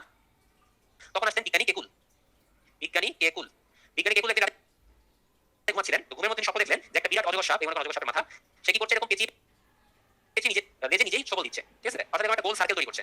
তো এইটা দেখার পরে ঘুম ভাঙার পর তিনি চিন্তা করলেন আমি তো বেনজিনকে এরকম একটা শেপ দিতে পারি, কারণ এখানে তো বেনজিনের মধ্যে এই যে বেনজিনকে এরকম হেক্সাগোনাল একটা শেপ, এই ইলেকট্রনগুলো এরকম করে সার্কুলেট করছে গোল আকারে, তাই না? এখান থেকে ইলেকট্রনগুলো প্রতিমুহূর্তে সার্কুলেট করছে বলে বন্ধনটা চেঞ্জ হচ্ছে। তো তখনই উনি 1865 সালে এই আইডিয়াটা দিলেন। কিন্তু উনি কেন এই গোল সাইনটা দিয়েছিলেন সেটা ব্যাখ্যা করলেন থেকে প্রায় 25 বছর পরে 1890 সালে উনি বলেছিলেন সেই স্বপ্নের কথা। এটাকে কেকুলের সেই বিখ্যাত ড্রিম বলা হয়, স্বপ্ন থেকে তৈরি করা হয় আর কি। আচ্ছা, তো অ্যারোমেটিক যৌগের এরকম আর কি বেনজিন, তারপর হচ্ছে আপনার বেনজিনের থেকে ন্যাপথালিন তৈরি হয়। মনে করেন দুইটা বেনজিন এরকম পাশাপাশি যুক্ত হলে সেটা হয় ন্যাপথালিন। এটা হচ্ছে আপনার ন্যাপথালিন। এবং বেনজিন থেকে একটা হাইড্রোজেন যদি চলে যায় সেক্ষেত্রে চলে আসে হচ্ছে আপনার ফেনল। যদি একটা টলুই হাইড্রোজেন সরে গিয়ে একটা CH3 মূলক যুক্ত হয় সেটাকে বলা হয় টলুইন। যদি একটা হাইড্রোজেন সরে গিয়ে COOH মূলক যুক্ত হয় তাহলে হয় ইথানোইক অ্যাসিড। এরকম বিভিন্ন নাম আছে, প্রকারভেদ আছে। তো সবগুলো আসলে ডিসকাস করা অনেক সময় সাপেক্ষ, কারণ এগুলো জাস্ট দেখবেন পড়বেন, আমাদের প্রিপারেশন করতে ফলো করতে পারেন। আর আরেকটা জিনিস নাম বলে, যেমন এইবার বিসিএস এসেছিল যে ক্লোরোপিক্রিন বা ক্লোরোপিক্রিন জিনিসটা কি। ক্লোরোপিক্রিন হচ্ছে আপনার কাদানে গ্যাস বা টিয়ার গ্যাস।